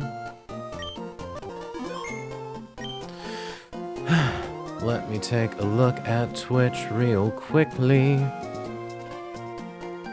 See if there's anyone to raid into who's streaming. No. I mean, Small Ant is live right now, but I don't think I can raid into that. I think that's maybe a little stupid. But yeah, unfortunately, the next fight is the scary fight. The next fight is the bullshit random RNG fight where you just kind of have to hope for the best. Phil.